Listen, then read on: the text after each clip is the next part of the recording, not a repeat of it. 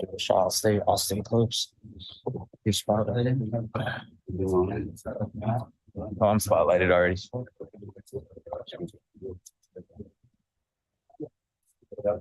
Now you do that first question. Are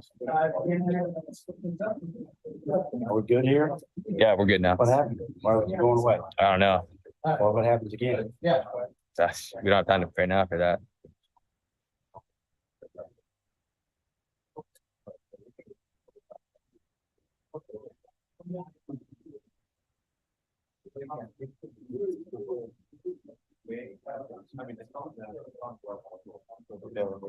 Yep, he's up. It's frozen. Hang on, guys.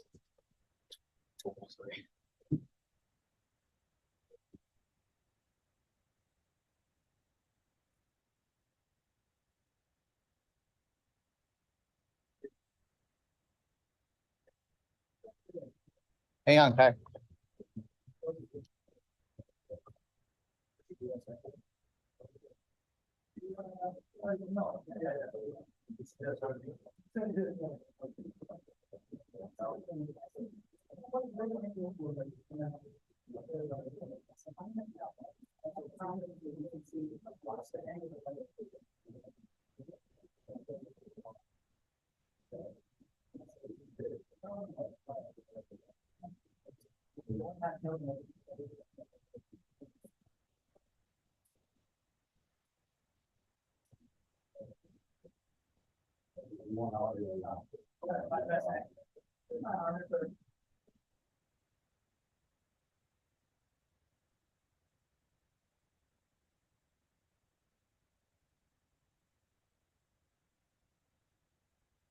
Sorry, guys. Give us 1 second, please.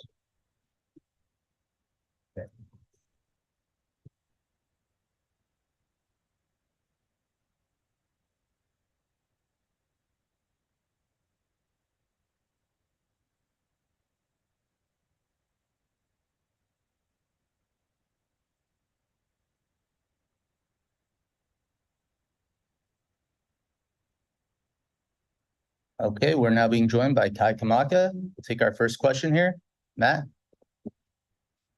Hey, Kai, how's it? Obviously, been here before, not just, before the people up there, but fighting wise, just fighting. And We need to avoid also about that, but my question is about your record in general. Those of you who know you watch the fights, this is the case with a lot of players. They're often better than their record when you close. Is there anything you've been working on this camp, back in Las Vegas, that you really want to show bring to the table for this? Yeah, record, say, I'm always making them all pretty better. But yeah,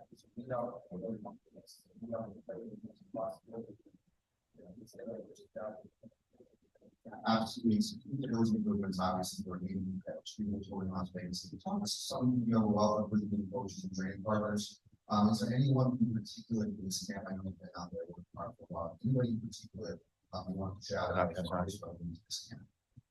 yeah, in the past 2 years.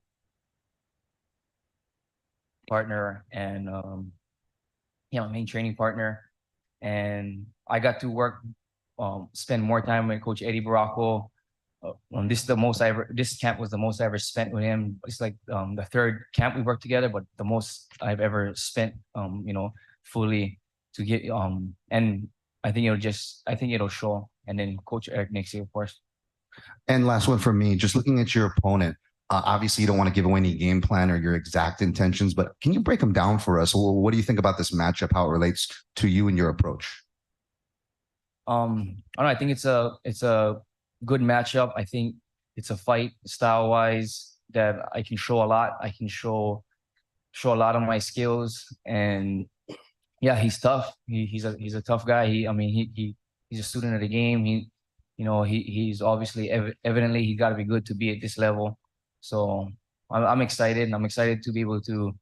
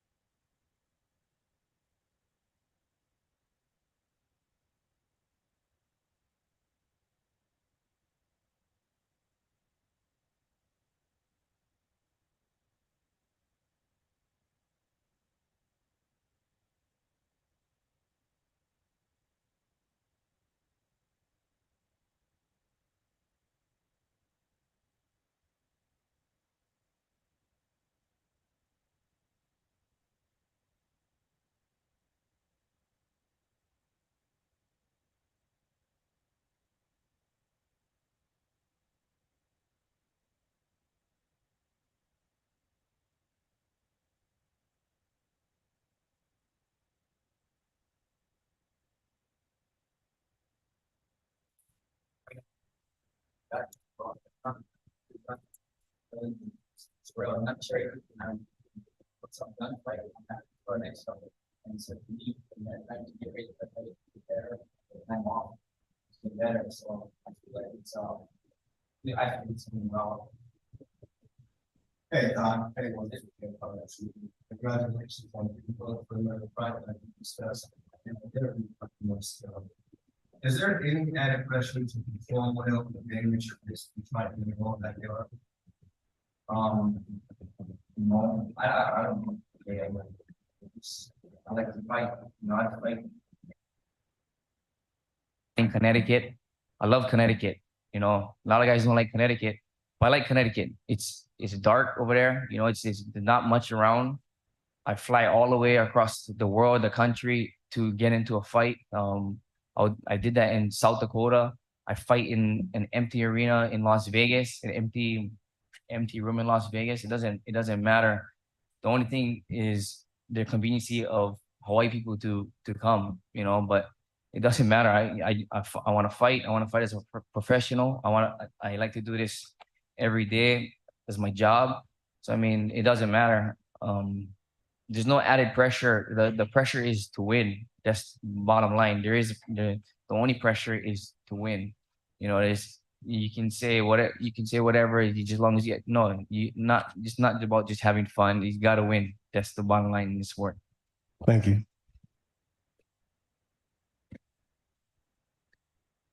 All right, we're going to take a couple from Zoom. Jay. Hey, thanks very much, Kai. Just building off that last bit, I know you said there's really no added pressure there, but how important is it to Hawaiian MMA to have a promotion like Bellator make regular stops there when a lot of the other promotions haven't been able to do that?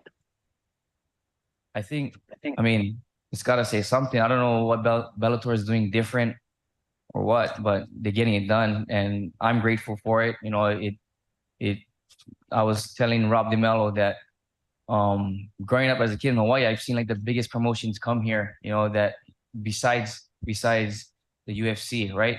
But I've seen the biggest promotions come here, K1, Elite XC.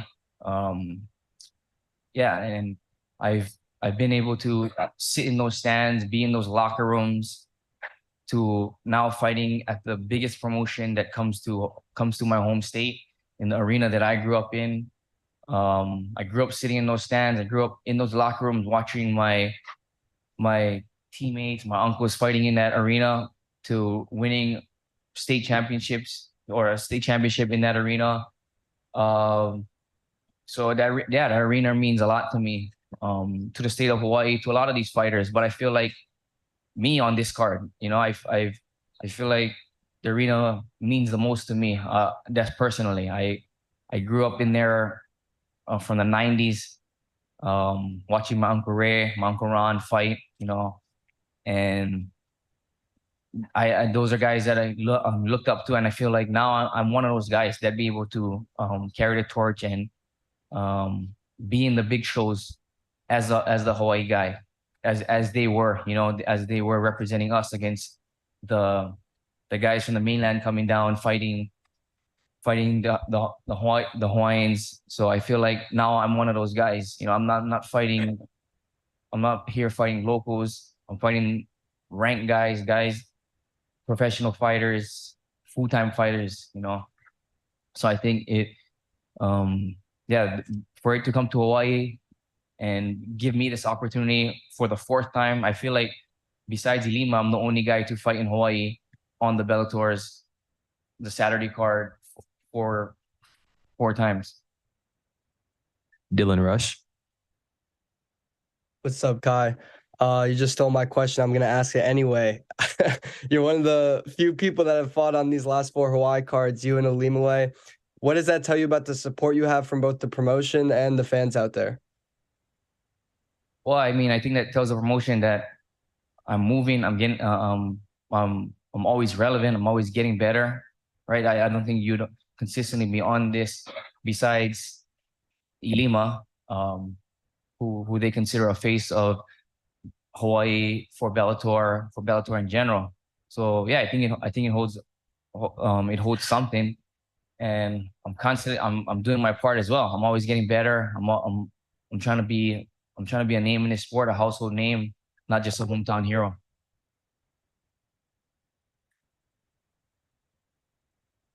Thank you, Kai.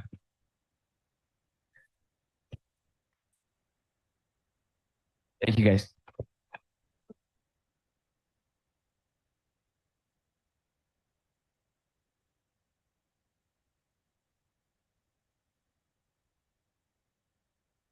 Now we'll be joined by Sarah McMann. Hello. Sorry. Hello. 2 seconds, Sarah. Okay.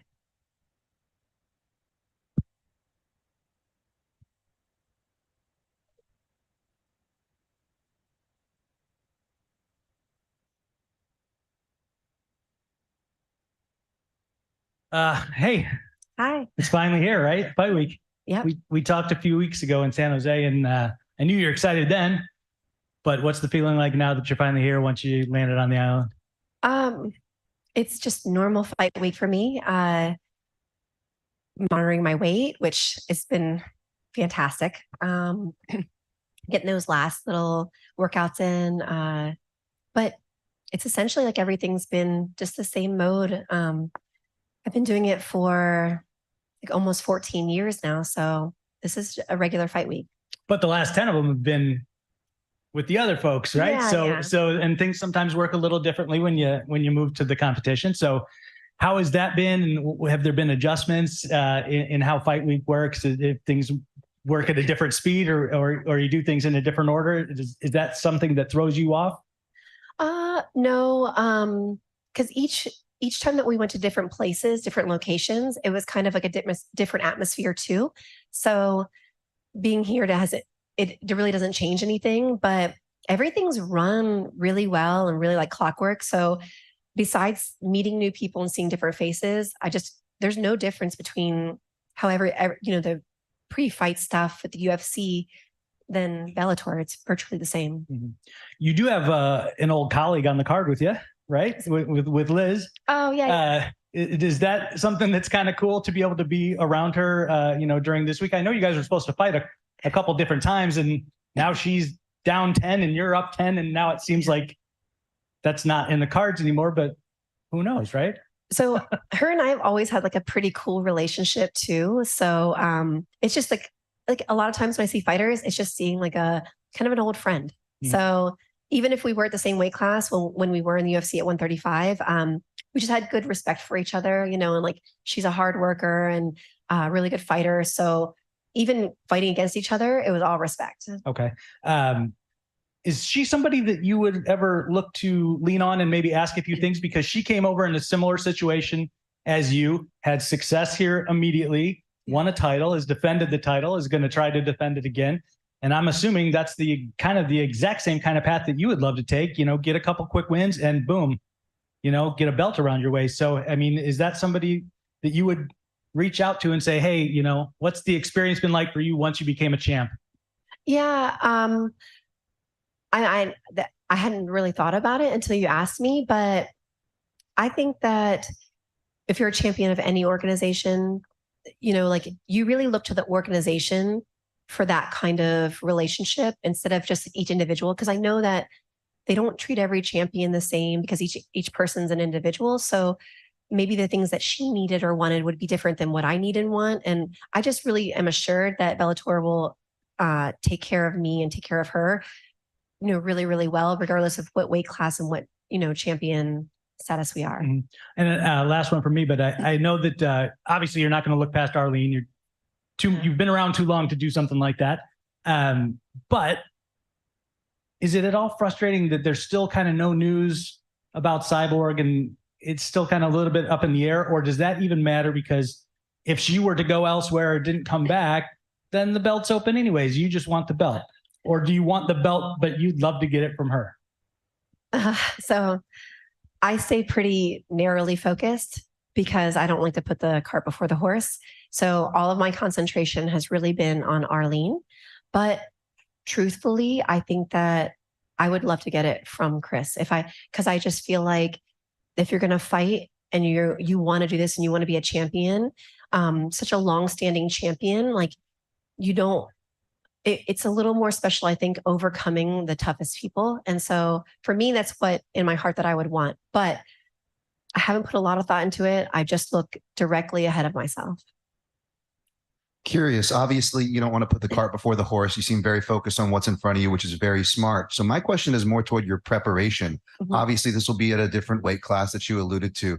And I just had a question. Watching you compete, I'm always amazed at not just your strength, but your skills, obviously, that brought you to the table. But I am curious, with, you being a very, athletic and strong that your opponents have said you are, was it ever hard to make 135? And do you feel kind of a welcome challenge for 145? So it was challenging to make 135. Because I had made weight for so long in wrestling, I would start really early and I would just very slowly get my weight down, and I would lose as much body weight as I could, or body fat as I could, healthy. And then I wouldn't cut water until like the last couple of days, and I'd immediately rehydrate. So it was manageable, but now I'm really excited to see, because 145 is closer to what I competed a lot in wrestling. And I was very healthy, very strong, great conditioning. And I kind of have a sense that in the third rounds, I'm going to feel a little stronger because I don't have to dehydrate. And third rounds, was that, and obviously you not want to make excuses, but did you ever feel it, albeit whether third round, cardio, strength, did you ever feel drained with some of your fights at 145, speaking to this? So I never felt drained. I never felt too tired, but I know that when I was commanding my body to execute, I don't always feel like it was executing as well or as fast or as crisp as I wanted to. And I did worry. I'm like, okay, this has to be fixed by the time I have a 135-pound title fight, because it goes in the deeper rounds. And then now being at 145, that weight is lifted off my shoulders and I feel like more excited about even going into the deeper rounds. Fantastic. And last one for me, sticking with the prep. Obviously, you're no stranger with training with high level people, whether it be grappling, MMA. But I noticed you're training with, and I'm sure you've done this before, but you're training with a lot of the young, up and coming, accoladed wrestlers. Can you speak to that? It's something we see a lot of, whether it male or female competitors in MMA, when they've been doing it for, a minute, sometimes training with younger talent almost revitalizes them, keeps them sharp. Can you speak to any of these things for yourself? Yeah, I'm exposed to some of the young girls that are coming up in wrestling. I had a little bit, like I helped out Amit Elor, world champion, previous, but it was more like in helping her, go through practices and stuff. But I do train with younger people and I do compete in the adult divisions. And I do that because I think that if you're going to still stay in sport, you can be matched up with anybody. It's not just people who are closer to your age, or there's no division like that. I could be matched up with an 18-year-old. And so I think that to stay fresh, like you have to be able to hang with youth in the energy wise and the, aggressive pace. And then also have the value of all that experience that they don't have. So I don't just like compete in masters divisions and compete against girls that like, it would be equally as you get older. The last girl I fought was 26. So I'm smart to stay against the young girls. Hey, Sarah, K. Williams for Can Chronicles Media. After joining Bellator and free agency and being a veteran in the sport, what's the motivating factor for your continued push? Really, it's just that I love to do it. I don't know if that means that something might be wrong with me. I mean, like, I know like people who are close to me are like, we love that you're chasing your dreams, but we'll be so much happier when you stop fighting. Like, so the people who like care about me, it's hard for them to watch. But for me, I just really love to do it. So it is the process, it is the experience, and the win is like the icing on the cake. I'm super competitive. I love to win, and I'm going to put in the work to win. But man, I just love all of it, especially not cutting weight.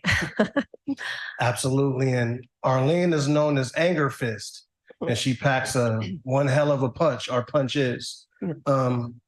Have you studied any of her techniques leading up into the fight in preparation? Oh, of course. I've never gone into any fight or grappling without scouting my opponents. My coaches scout the opponents.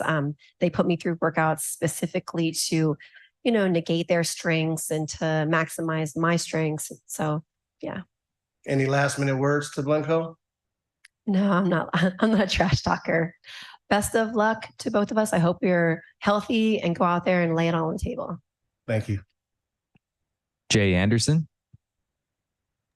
Hey, thanks very much. Sarah, just to build on the weight class talk, how early on were you considering a move to 145? Because the UFC sort of has 145, but not really. Was it then, or was it just making the jump to Bellator? It was really making the jump to Bellator. I could have continued to make 135. So it wasn't really like a problem, but I did notice like later in my career, it was just harder on my body. So if Bellator had a 135-pound weight class, there's a chance that I would have, fought in that weight class. But I'd be a liar if I didn't say that sometimes I wasn't like, maybe a move to 145 might be better for me. And just in terms of the title picture, I know you touched on it earlier. If Cyborg does take a while coming back, would an interim title fight, maybe with Kat Zingano, interest you? So not an interim title fight, because she is the number one contender. If Cyborg, I just don't know how long you can hold something for someone if they may or may not come back. So I think that at a certain point, like Cyborg should probably make a decision if she's going to go somewhere else. It should just be a regular title fight. And if she's going to come back, then, Kat, like legitimately, Kat is more next in line than I am. I'm just, I'm a competitor enough to admit that. So I would rather just fight for a title. I just don't, I understand interim titles, but I feel like that should be used a little bit more if like maybe you don't want to hold up a division, but that person is like having surgery. But when it's something like they might sign with a new promotion, like at some point you have to choose whether you're going to vacate or you're going to, or you're going to come back. Dylan Rush. Hey, Sarah. Your first. Oh, sorry, my computer bugged out. Your first fight week with the promotion, but how would you describe your treatment within Bellator this far? And was it cool to learn that your first bout would be in Hawaii? Oh, so it was wonderful to learn that my first fight was going to be in Hawaii because I fought here twice before. And I really love it. I really love the whole atmosphere. I love like the fighting spirit in Hawaii. It really amps me up. And, like everything, like the sea level, the humidity in the air, all of it, I feel better than certain places that have higher altitude or drier. Like Las Vegas is really dry, and sometimes my nose would bleed. So it's just it's a beautiful place, but also it's a really great place to fight. Santiago. Hi, Sarah. Thank you for the time. It's quite a privilege when you can make your promotional debut against the number 2 ranked fighter in the world. What was your first reaction when you heard that Bellator wanted you to fight Arlene? And did this booking give you a warm welcome feeling? Absolutely. It told me that they took my title aspirations seriously, that they weren't just going to sign me and have me, it's okay, like building your way through, but I've fought for so long. I think I am just kind of beyond like the building my way through phase, and I am in the title contention phase. Dylan Napoleon. Hey, Sarah. I wanted to ask you, what do you think of the Bellator featherweight division, and what are your plans within it? So I think it's a really strong division. For me, it's the number 1 featherweight division in the world. And obviously my plans are the same as has been, in every sport I've ever done. I want to be a world champion. Mills Young. Hey, how's it going, Sarah? MMA Locker Room, part of Pub Sports Radio. Aloha. Aloha. So with that being said, you're definitely in one of the most tropical places on the world. How do you separate and take yourself out of that environment from seeing like a vacation mode to knowing, hey, I'm about to fight and be locked up in the cage, and it's time to go out there and put on a show for the people? So that's just really easy for me. I don't move into vacation mode while I'm in work mode. Like I just don't ever forget the purpose that I'm there for. So every place I go, it's just waiting, kind of like anxiously waiting to do what I came there to do. Patrick. Hey, Sarah, everything going well? Yeah. Good to hear. So, like we talked about before, you were in the UFC at the same time as Kat, but you guys never fought. Is that something that intrigues you now that you're in Bellator? Is that a fight you wanted to make up that you never got to have? Oh, absolutely.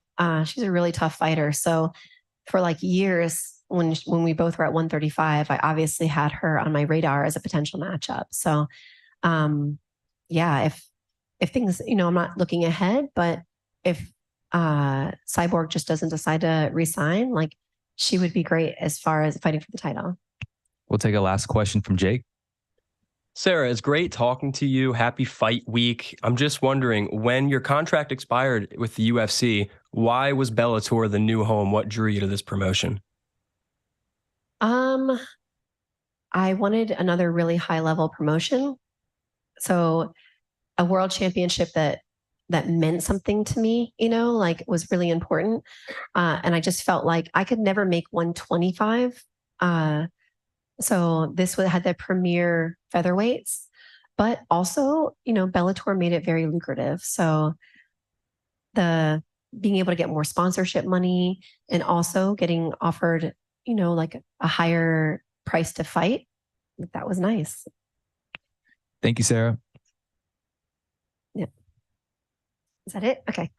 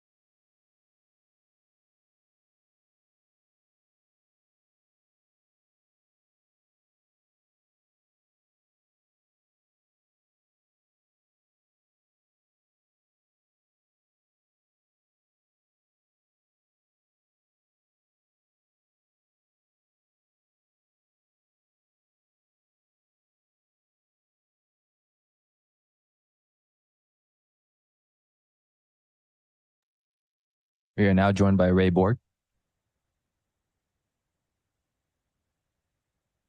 Ray, good to see you. How are you? I'm doing good, man. Welcome to Bellator. Yeah, man, it's good to be here. I'm excited. Talk to me about that. You know, a lot of years in the competition, and then a few fights elsewhere, and now you're back on the big stage again. So tell me a little bit about just kind of your feelings going into the new environment and kind of getting the feel for Bellator for the first time. You know, it's great. You know, I've been in the sport a long time. You know, fought at, you know, a very high level for quite a while, fought some great competition. So, you know, it kind of feels just getting right back into the mix. You know, Bellator's great, you know, been really good, great staff and all that. So at the end of the day, it's, you know, it's all the same, still a fight. Did you have other options that you were looking at? And if so, you know, what made Bellator stand apart from everybody else? Yeah, there was a couple options on the table.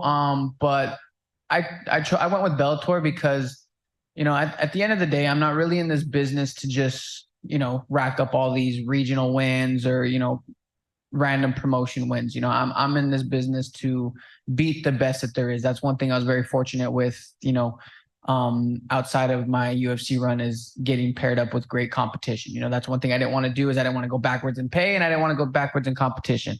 Mainly the competition. So Bellator really kind of struck me because, you know, it's the lighter weights here are just really developing really well. And, you know, they're probably some of the highest level dudes in the world. And that's who I wanted to compete against. You, I mean, they didn't give you a gimme right out of the gate. They, just like you're saying, you wanted good competition. They set you up with a former champ, right? So talk to me about the matchup and, how important it was to be able to have a big name like that and not just be kind of like maybe a regional talent that's coming in here for the first time. Yeah, honestly, I would have been kind of bummed if they didn't give me someone like Horiguchi. Like I said, I've been in the sport a long time. I fought some really high level competition, and the fact that me and Horiguchi hadn't even fought in the past to begin with was surprising. So, I couldn't have asked for a better opportunity to make my Bellator debut against Horiguchi. He's a great fighter. He's been in the sport a long time. He's a veteran as well, and I just think it's a great matchup. You also are here with your debut in the promotion on maybe the biggest fight in your division in the history of the company, because it's the tournament final and all that. So you've got names that you're going to have to think about in the future that are right here with you this weekend. So talk to me a little bit about, you win this week, that there's going to be a while before the title picture is settled. So do you feel like this is a shot to get one right out of the gate, get a couple more, and by the time the belts are unified, suddenly you're right there in the title picture? Yeah, I don't see why this fight, winning this fight wouldn't throw me right in that mix, or no matter what happens, I don't really know what's going to happen, but I don't see why winning this fight wouldn't catapult me to, the front of the line, or at least close to the front of the line. So, there's some good fights this weekend in terms of those divisions, but right now I have my eyes set on Horiguchi, and then we'll worry about all that later.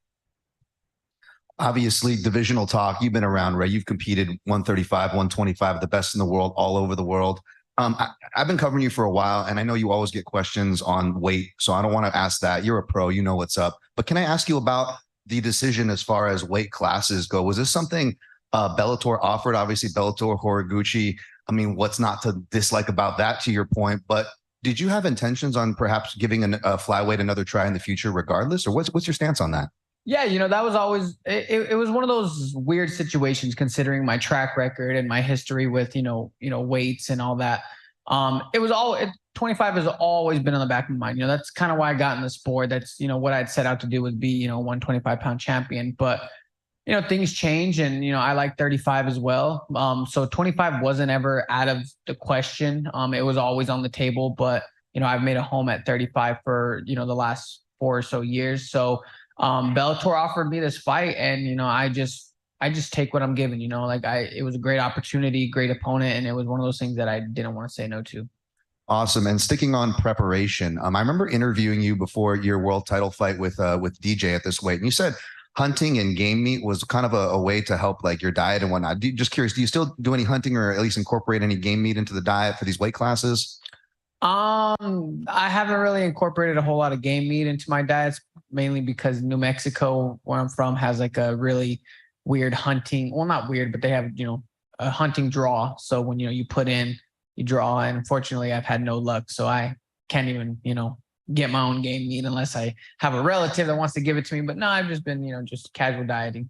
Sure. Yeah. Those gaming tags. I know what you mean. But as far as prepping for the inside the fight and that game, so to speak, can you tell us who you're training with, where you're training with? Obviously, some New Mexico names that people recognize and respect, like John Dotson, but up and comers, coaches, location. What's been going on? Yeah, so I've been doing everything out of a Smart Jits Academy. My jiu-jitsu coach Raufeon Freitas is an amazing coach, a really renowned jiu-jitsu coach, and we've been doing everything out of there. John Dotson's been a huge help for this camp.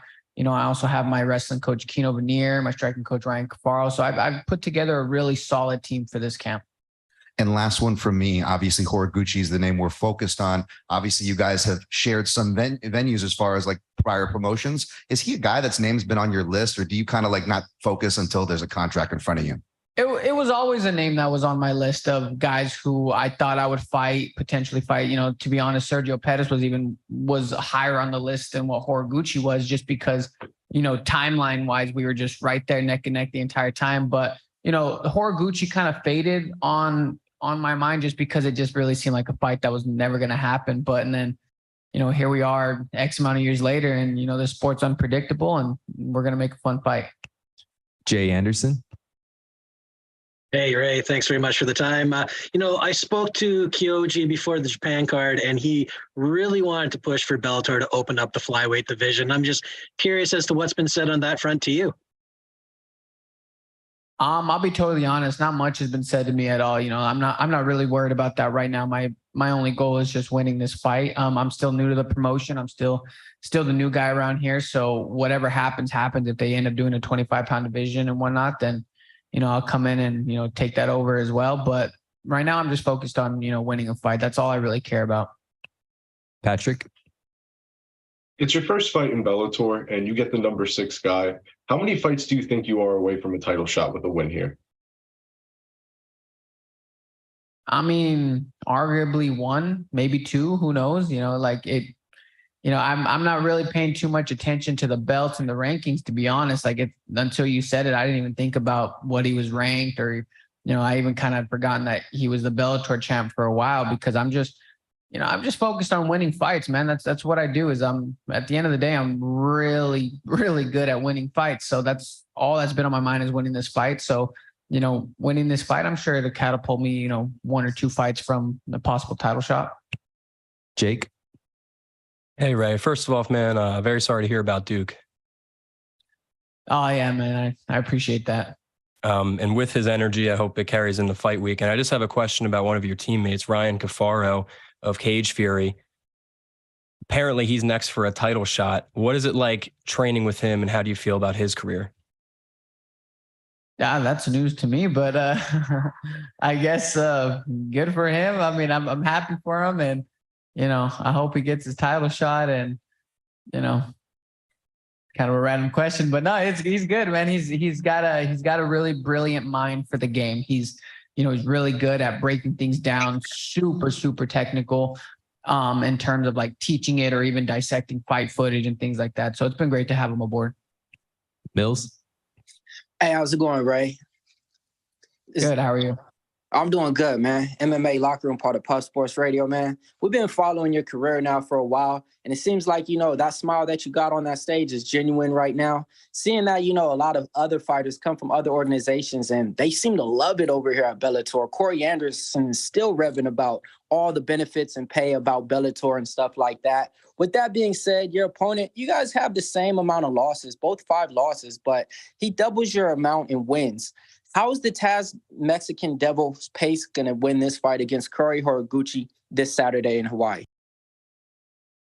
I would say, he's just been in the game a little bit longer than I have. We both fought veterans, but I think one thing that's going to be the difference between the two of us is, one thing that it was like a mental realization over the last few years is, excuse my language, but I'm a fucking dog when I'm in there, and that's what I bring to the table is, he's going to try and hit me with stuff, blitzes, whatever, but I'm just a dog in there. And I think that's going to be a big difference. Barty. Hey Ray, you've got a lot of steam coming into this fight. Obviously, a few wins in the last few fights. Do you put any more pressure on yourself to make a statement and to get that finish this weekend? There's always pressure to perform, especially in a new promotion. No matter what the promotion is, if it's your debut, there's always pressure to perform. There's always pressure, but I really thrive under pressure. I'm a kill or be killed fighter, and it doesn't matter what's going on. It can be under bright lights. It could be, down the street at the 7-Eleven. It doesn't matter. I'm here to throw down and have some fun and win a fight. Ronald. This is Ronald E. Smith from Getting Real. Ray, back in September, you posted that you wanted to go back to the UFC, and we see you right now in Bellator. At any point, did UFC ever offer you a contract, or did Bellator just give you more of a contract? No, the UFC didn't offer me a contract. Thank you. Zach. Hey Ray, how you doing, man? Good. How are you? Of course, Horiguchi is a great opponent, but what do you think separates you from your opponent in terms of skill and abilities? I think I'm actually just more well-rounded, obviously Horiguchi is a great mixed martial artist, but, I really do feel like I have the advantage pretty much everywhere. Like really thinking about it, like I'm not trying to be one of these guys that's like oh, I'll beat this guy everywhere. I'm going to, mop the floor with them. You're really dissecting it. I think I have the more technical striking. Obviously, I have the better wrestling and ground game. And I just truly feel like I'm better than almost anybody everywhere. That's the thing that separates me from a lot of these people is I am great everywhere. Tom? Hey, Ray, Tom Clark over at TFCIV MMA. I just want to do, in your time in Eagle, you fought twice within a 3-month span. Now that you're back in Bellator, it's been about a year since you've been in the cage. Are you looking to stay active like you have been in the past in the new promotion? Yes. I'm trying to be as active as I can. I'm only 29. I'm going to be 30, but sometimes I feel like I'm 40. This sport takes a toll on you. So I want to get in. I want to get all these great fights. I want to mix it up and I want to do really good things and I want to do it fast, Thank you, Ray.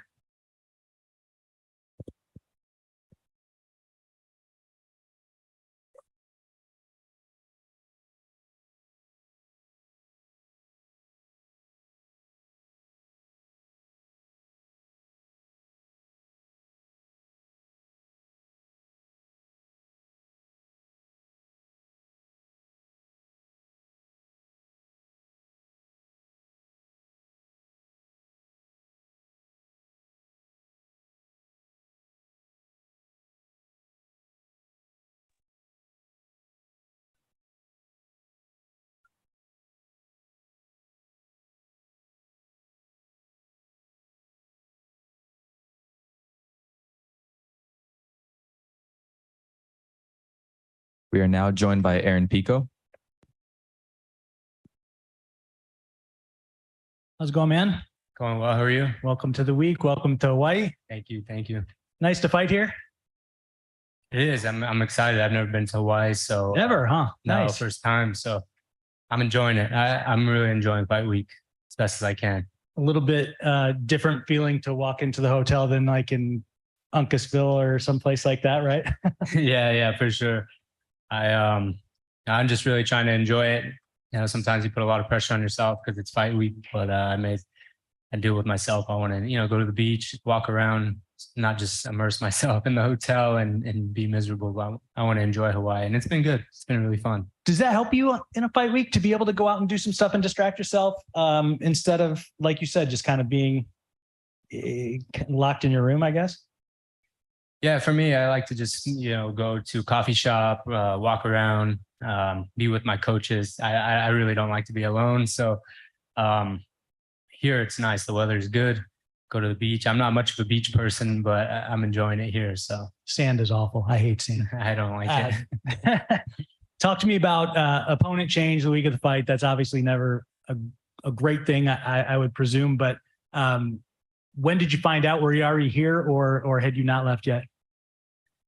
No, I found out like on a Thursday. I was at swim class with my son and I got a call from Ali and I immediately knew it was going to be something. And he just said, the first words I said was, the auto is out, right? And he's like, yeah.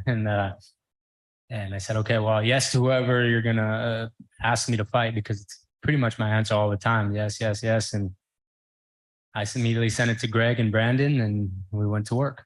How much more important was it to you to make sure that you had an opponent, given that, you had such great momentum before that last fight and then to have it shut down by an injury, the way things went, if you would have had to not be able to have a fight this week and not be able to get that feeling of getting a win again and had to wait a few months, how much would that have sucked, I guess? It would have sucked for sure, but I would have adjusted. But I just called Ali when I got cleared with my shoulder. I said, I want to fight as soon as possible, that I can fight in April. And I've been in training camp and, even after the surgery, I didn't really take much time off. I was straight into rehab and lifting weights, eating good. So I feel like I've been in camp since my surgery. I didn't take a time to get fat and just, as a vacation. I really, really rested and worked out. But it would have sucked to not be able to fight. I love doing this. And I'm really happy that Rodriguez stepped in and it's a tough opponent. I'm not taking him very lightly. He's a southpaw. He's under Matt Serra and I believe Ray Longo. Those guys are great coaches. I'm not a guy to take anything for granted. I've lost in this game. I've been humbled. And yeah, we're not taking this guy lightly, but I've fought southpaws, and I have, you know, I've finished a lot of the southpaws, you know, John De Jesus and Aiden Lee. So we quickly went with the coaches and reviewed our notes, and we're ready.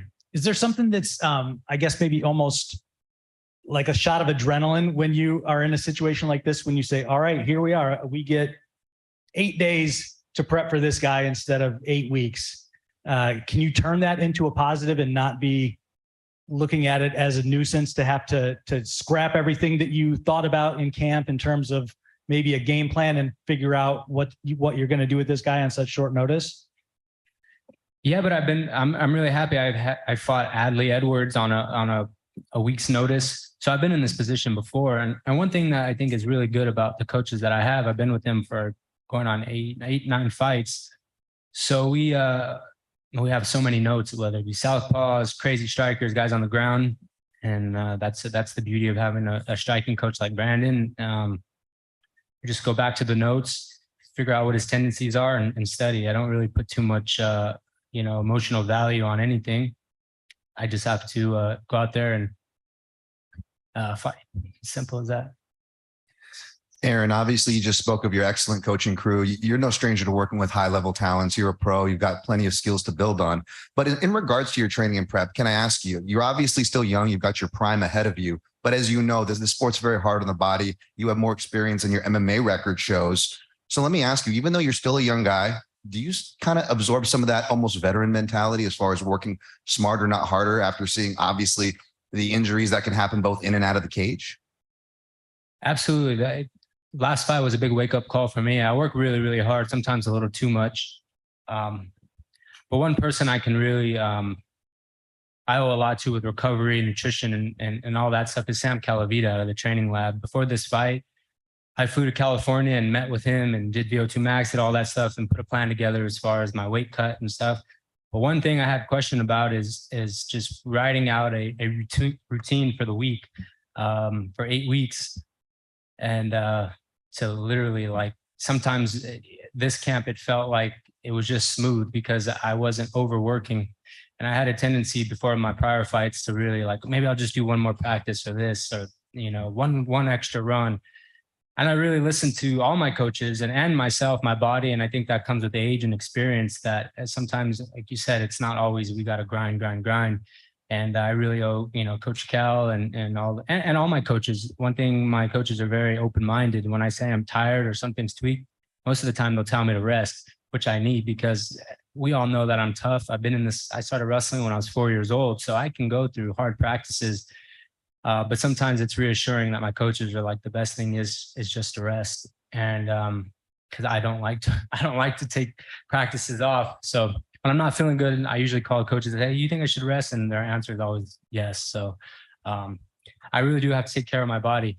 And I live a really healthy lifestyle. And last fight was a big wake-up call. Fantastic. And obviously learning that lesson at a young age is going to be nothing but good. But just one more on that. In the past, were you basically one of the stereotype of a young fighter, or wrestlers often get the stereotype that they train a little too hard? Was that more of you? Is that what you're trying to say early on? Yeah, I think a lot of people get insecure, and I'm one of them. Sometimes I'm always like, did I do enough? But I've been at this game and wrestling from 4 years old. And one thing I can honestly say for this training camp, I did a lot of drilling. That was the most important thing, you know, with Jordan and I, we would meet up early in the morning and just drill for an hour and a half, and the reps. And I think that's going to play a factor into my longevity of my career. Sometimes you don't need to always go hard. I mean, I'm known for going hard, and I think a lot of people don't like that sometimes, but I drill a lot now, and I think that's the way to go. Go hard when you have to, but reps on reps, you know, like when you're wrestling, when you're a kid, I've drilled thousands and thousands of high crotch doubles, singles, you know, so why is MMA different? Just need to drill. So absolutely. Last one from me. Obviously, you're a pro. You're here to fight. Not a fan of the beaches, but Hawaii has got some underrated horse culture out here. You're into horses yourself. Is that something maybe you want to do? Do a horse riding tour out on the islands, get a different scenery? Is that something you're into? I would love to. I was telling Jordan and Brand, I said, I really am not much of a beach guy. I don't go to the beach much, but I'm really enjoying it here and soaking it all in and learning about the culture. It's awesome. But one day I'd love to come back. I have friends that live in Hawaii and really explore this beautiful island. Hey, Aaron K. Williams for Can Chronicles Media. Congratulations on a speedy recovery. Thank you. After a tough injury to your shoulder in Bellator 286, what new ways have you found to improve your mental toughness? And also, who supported you in those dark times? Well, to be honest with you, I didn't really let myself get too low. It was an injury that happened, and there's nothing I can really do. But my coaches, my mom and dad, and myself, I had a great therapist, Brittany at Elite OSM. I didn't really feel too much. I didn't feel sorry for myself. I said my words. I asked the doctor, I said, when can I come back? He said, you'll probably be back 4.5 months, maybe 6 months. Then I just went to work. I didn't really feel on. I didn't really have any dark times that feeling sorry for yourself at the end of the day. Let's just be honest. Nobody really cares. It's just that simple. And I just got to work. Right on. And what are your predictions on the outcome of the match? Well, I'd have to be very disciplined in this fight. He's a check hooker. He throws a lot of wild kicks, but I have to, I just can't get greedy in the fight. I have to pick my spots. I punch very, very hard. I don't think he's ever fought a guy that's hit as hard as me. But I think one key word for the fight is just staying disciplined, because I am going to hurt him. I'm going to rock him. I'm going to take him down. There's a lot of things that I'm going to do. He's never felt pressure like me. And he's a guy that's never been stopped. He's a veteran. He just kind of, survives. But I just got to listen and not get greedy. And I think it's going to be a great night for our team. Good luck out there and welcome back. Thank you, sir. Tom? Hey, Aaron, Tom Clark over at TFCIV MMA. I know you're not overlooking your opponent here, but you were on quite the win streak before this. The champion in your division is going down to 135, as we all know. After this fight, if you do get the win, what do you see next? I mean, would you love to rematch your last fight and try and do it without the injury, or what are you looking to do after this, man, with the win on Saturday night? With the win on Saturday night, I feel that I want to fight Jeremy Kennedy. There's nobody else I want to. That will be my next fight. It's Jeremy. But I'm not, like I said, I'm not looking past this guy. Champion went down to 135. I feel it would suck for the 145 division to be held up.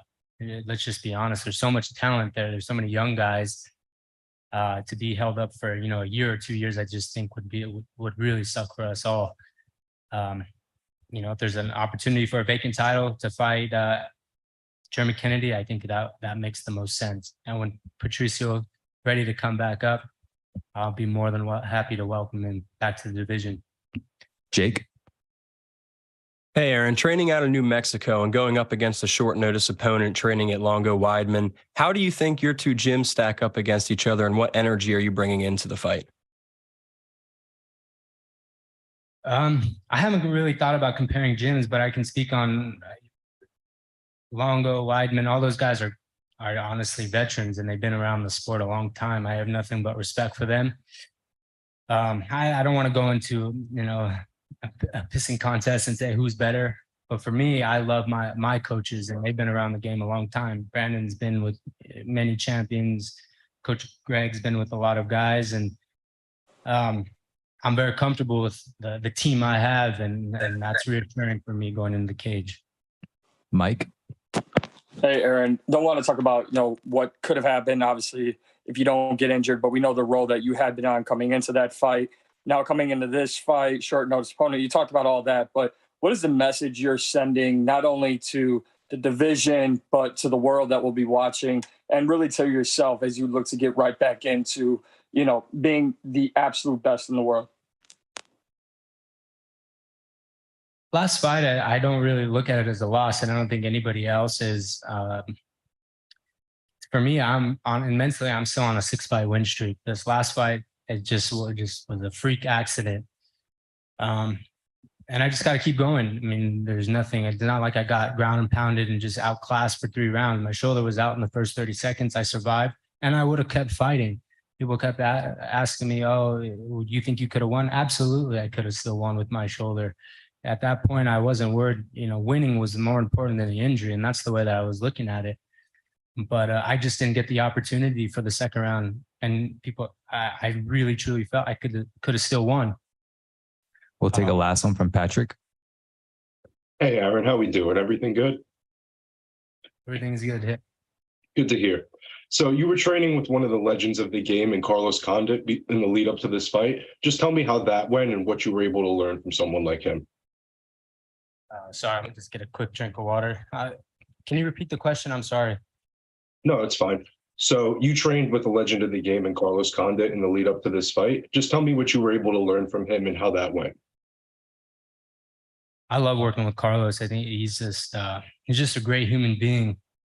I always ask him questions about past, fighting GSP and all the legends that he's fought. And one thing that he's really taught me is just having that relentless pressure. He's very good on the ground, and he's like, use your wrestling a lot and keep that pace going. You can do a lot of damage. And I ask him a lot of questions about just mentality going into the cage, and the nerves that are involved. And one thing he always tells me is, in the first round, just let the fog settle. Let it just kind of, when you can see, your body will take over. You have all the skills and you have the reps that you put in. Let the fog settle. And when you see your openings, let it go. I love Carlos. He honestly is one of the best guys ever. And I can call him late at night and say, can we train in the morning? And he's always there. I'm very thankful for him. Thank you, Aaron. Thank you, guys.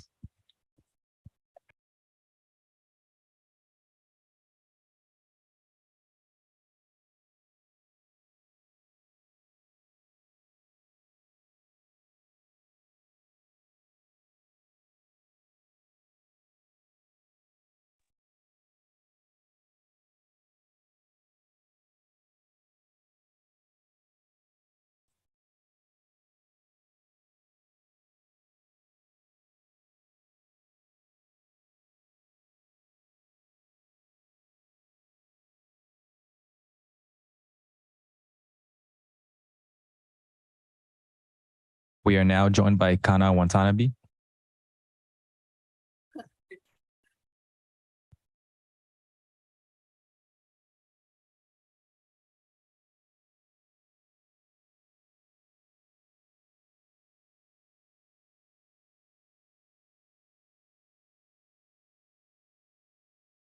Hi, Kana. Obviously, you work with your gym, Fighters Flow, and one of your coaches, Hayato Suzuki. Can you tell me if there's anything in particular you are working with your camp and your coaches for this fight? Obviously, you don't want to give game plan, but anything you're working on.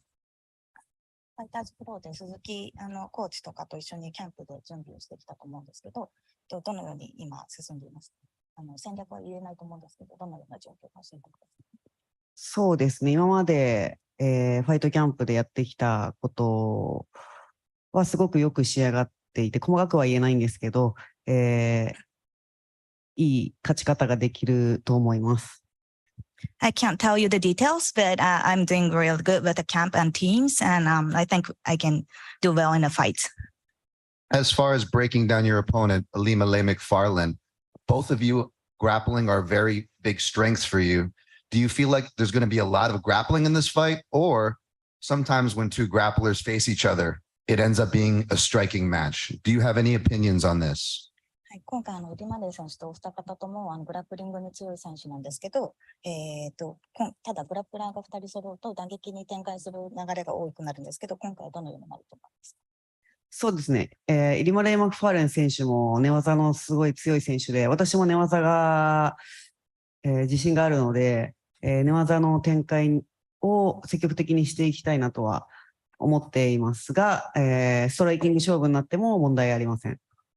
Yeah, I can tell that Ilima-Lei, she's a really good grappler, but I'm also confident in the grappling. But if the fight turns into a striking, that's not a problem for me. Kay Williams for Can Chronicles Media. Hey, Watanabe, hope all is well. How do you plan on making the necessary adjustments against McFarlane come Saturday?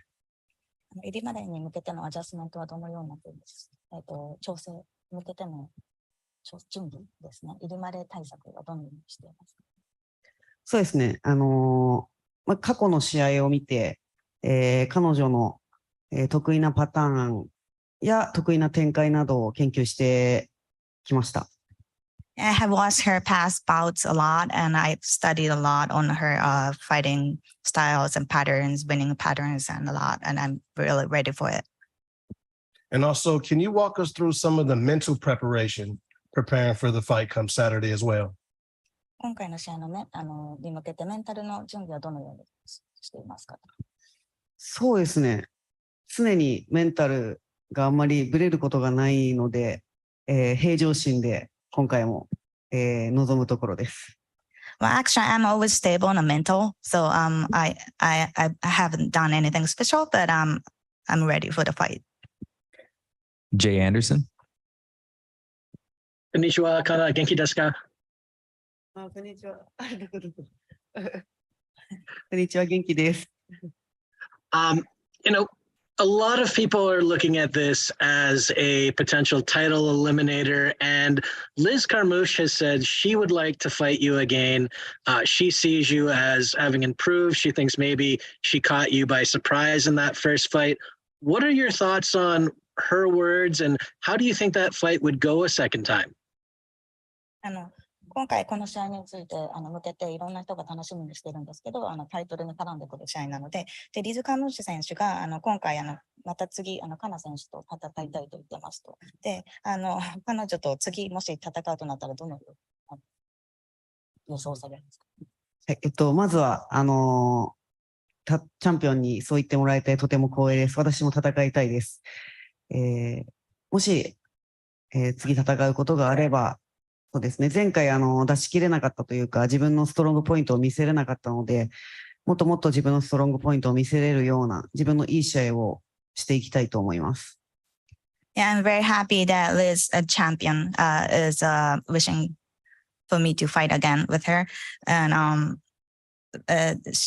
wasn't able to show my own strength last time. So in the next match against her, I want to show my strength more. Jake. And oppositely of Liz, Deanna Bennett also fights for the title on Friday night. Deanna has said she would love to fight you in Japan. Is that a fight that interests you someday? 今回リズ選手と対戦するディアナ選手もカナ選手と日本で戦いたいと言っているそうです。で、それはとても興味がありますか？そうですね。私も土曜日にしっかり勝つつもりでいるので、勝った方のチャンピオンに挑戦させてもらいたいなと思ってます。その時のチャンピオンの選手でしたらどちらでも挑戦したいです。Yeah, I'm planning to win on this Saturday fight, so I'm very happy to fight whoever wins. Even it doesn't matter if it's Liz or Deanna, doesn't matter. But I'm very happy to fight against the champion. Zach. Hi, you're from Japan and represent your country in the cage. So how important are your Japanese roots to you, and how important is it for you to represent your country in the cage? 日本を代表して今回ケージで戦うことについてどう思われますか？はい。日本の選手はあまり世界的に活躍している選手が少ないと言われてるんですけど、その中でもしっかり、日本人が強いと、日本人でも世界で戦えるっていうのをしっかりと、土曜日、ケージで証明したいと思ってます。Yeah, people think that Japanese fighters are not strong enough to fight in the world level fighting, but I do want to show how the Japanese fighters are so strong on Saturday fight. Marty. Hi, Kana. You look very fierce in your last fight against Denise. Would you say that your hunger has increased since your loss to Liz, or would you say that you've still had that hunger since the start of your career? Could I ask again? Can I ask the question again, please? Sorry, yes. I was saying that after her last fight against Denise, she looked really fierce. She looks really focused and motivated.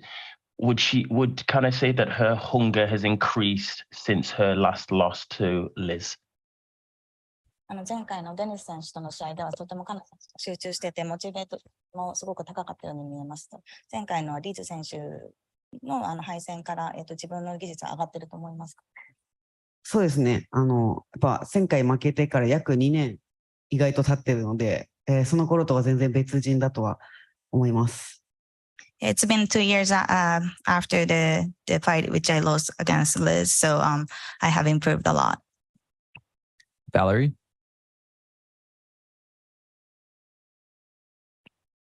Valerie?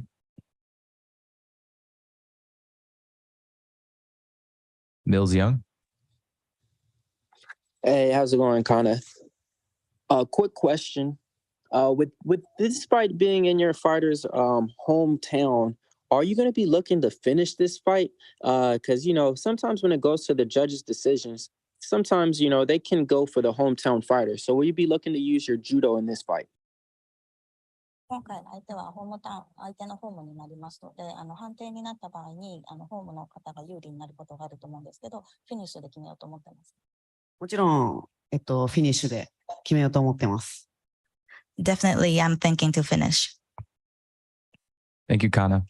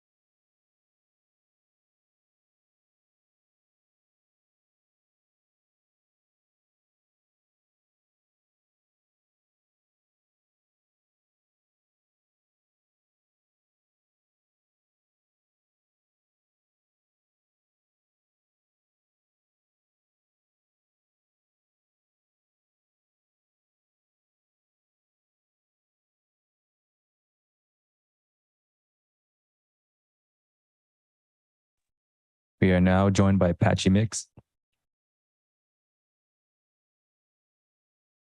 How you doing?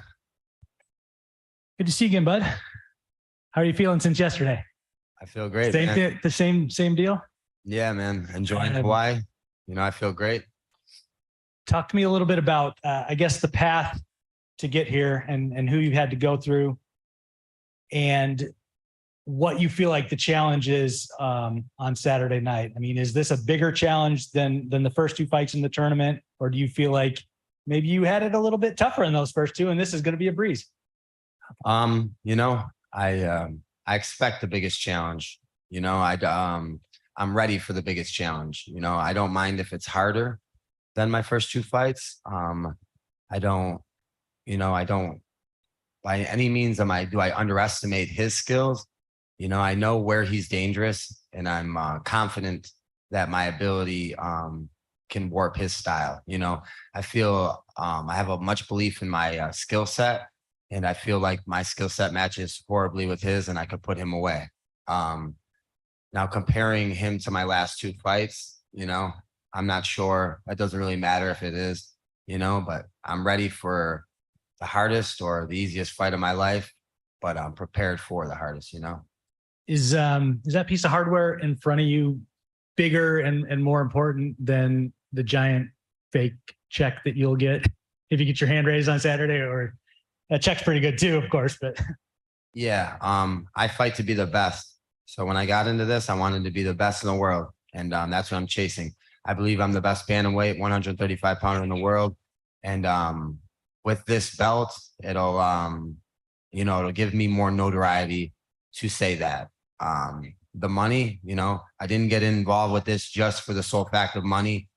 When I got started fighting and I went on that humongous streak, 24 fights in a row, it was not for money. Saturday night, it will not just be for money. It'll be to call myself the best bantamweight in this division. And it'll be to claim this belt. The first time, September 12th, 2020, I fell short. It's the only loss, burning a hole in my record, on my mind. And it was a longer road than just these fights in this tournament to get here. I had to go through Albert Morales on short notice. I had to go through James Gallagher in Ireland, hostile territory. I think that fight stylistically might even be a harder fight, than him. You put him on the floor with James. I don't even know if James can't submit him, So, styles make fights. And, I took a long road to get here, 4 fights, 4-fight winning streak, a few years, on the plus side, getting ready. And, now Saturday, it's all about claiming this gold. he told us yesterday that he feels like this final is probably the best matchup that could have happened coming out of this tournament. But he was a little surprised that you were here. Gave you all props for your skills, all that kind of stuff. But he thought, I felt like he was the underdog maybe in the first couple of fights. And yeah, maybe I was a little surprised to see him there. What do you think about him being in the final? And is he who you expected to see standing across from you on Saturday night the whole time? I didn't know who to expect. I just figured the bracket would play itself out. I didn't look too far into it and think like who would be on the other side had it made it to the final. All I thought is maybe, Kyoji Horiguchi might have been the best guy before the tournament had started, and I had him first round. That's all I had thought. And, it surprises me when a lot of these people underestimate me, I've never been finished. He has. I've never been knocked out. I've never been submitted. He has, my loss is a razor close loss to Juan Archuleta in a fight where I was dominating until I got tired. I could be sitting up here easily 18-0 had I don't get tired and end up in the bottom of a scramble or two, had I got a little better preparation. And, it wasn't during COVID when gyms were closed and it was hard to get training partners, now I'm here full force, better, stronger, older, wiser, in my brain, in my brain, as I said, I have a loss, but to me, it's a lesson. No man's ever trumped me out there. One man has survived me. And Saturday night, I'm going to dominate him and come to finish him. And we'll see if he survives. And if he does survive him, I'm going to make sure I dominated every round so that no judge can score it in the other fashion, in the other favor. So, this is going to be my coming out party. I'm the guy. I'm the most dangerous guy. I'm the finisher here. I have more finishes than him. I have more rounds won than him. I have more fights than him. If you look at my amateur career, I'm ready to go out there and I'm ready to finish him. I'm ready to go out there and finish my business. And it's, it's me versus him. All those other fights, all this other stuff, it really doesn't matter. Saturday night, it's me versus him, 1 versus 1. And I'm going to beat up Raufeon Stots. We talked yesterday briefly about, now you're not just needing to think down the road about, okay, if I win, I've got Sergio. Now you got to wonder about Sergio or Pitbull. So I guess I'm curious what you think about Pitbull moving down to 135. Do you think it's going to be hard on him? Do you think he's crazy from having been at 55 and 45 and the 35 might be a tough cut for him? Do you have any inside info about what this might be like for him? And do you think he's making a smart move, I guess, to go this route?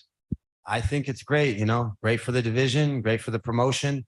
I have a lot of respect for Patricio Pitbull for moving down, for trying to chase history. To be a 3-weight world champion is hard to do. He defeated Michael Chandler, knocked him out for the 155-pound belt. He was the only person to defeat AJ McKee at 145 for that belt. He was a long-time holder of that belt. And now he goes to try to become a three-way world champion. Now he'll be a 135-pound contender against Sergio Pettis. And nothing but respect. I hope that he gets it done. I want to fight the number one pound-for-pound fighter on the Bellator roster. I want a chance at the number one guy. The true number one right now. That's the record. That's what it says. So I want him to win. I want to test myself with all the momentum against the number one guy. And if Sergio does get the job done, he'll have, been the one to get the number one guy. So either way, I have a super fight lined up after this. And Saturday night, it's even bigger for me than punching my way from that MAGA fight to the finale. Saturday night, I want to punch myself into a super fight of the ages. And, people don't know it yet, but my team, myself, we all know, I'm the best. I'm one of the best bantamweights in the world. I believe I'm the best bantamweight in the world. My team and, myself, more importantly, we know. And all I have to do is just go out there, be myself, and I'll prove it. Speaking of your team, obviously you also spoke on the journey you've had to prove yourself from your lone loss. Now, Patchy, anyone following your career knows you've had all the skills, intangibles, the tangibles, to where if we were to have to make a bet, I'm sure most of us will bet that you'd be doing good. So that's not a surprise. But can I ask you about this recent streak? It also coincides with training in Las Vegas. And again, training with high-level talent, nothing new to you. But speak about that. Syndicate, Extreme Couture, maybe unheralded coaches like the Nate Pettits of the world. Is there something that's been going on that you figured out behind the scenes as well? Yeah, my training regimen was completely different at Jackson Wink. I trained almost as a hobbyist. I went to the gym and it was all watered, no offense to them, but at the time it was a little bit watered down. I trained with a lot of amateur fighters, a lot of low-level pro fighters. Inside the training rooms now, I only train with world champions. I only train with people that can contend for world championships.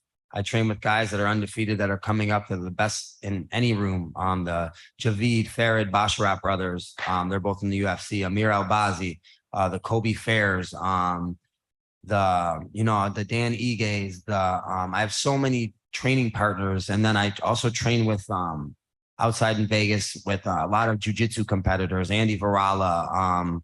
I was just on the mat with Cody Steele, Damian Anderson, JT Torres, Gary Tonin, my coach, Jake Shields, so many of the highest level jiu-jitsu competitors. And then also my coach, Harry St. Ledger, like you said, the coaches of the world, the Nate Pettits, the Harry St. Ledgers, my coach, Harry, and me, we set out to win a world title a couple of years ago. And he's been with me ever since then. And I was so young and I was such a finisher that when I got there, I got so excited to try to finish. I used so much energy. So we, like you said, we made adjustments, and, he came with me to Las Vegas, even though he was in Albuquerque with me. He flies to Las Vegas to help me close out my jiu-jitsu, all the, the things that we feel we need to focus for this fight. He flew out and helped me, and having the training partners and him overseeing it, I felt like, I've leveled up a lot.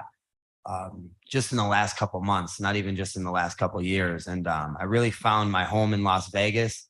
And, this is going to be a very, very dangerous version of myself. And I'm just excited to see it for myself. I want to, I want to look back on this day on Saturday night. And, I want to feel that I just put my best foot forward and, gave it my all. Because if I do that, I'm very dangerous and I'm very exciting, Fantastic. And obviously you're the type to be looking forward as you should. You don't want to look backward. And when you get the belt, people come to you. You don't necessarily have to call people out, right?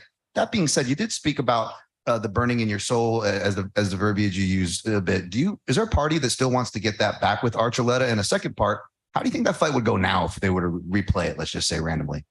Yeah, I have a lot of respect for Juan Archuleta.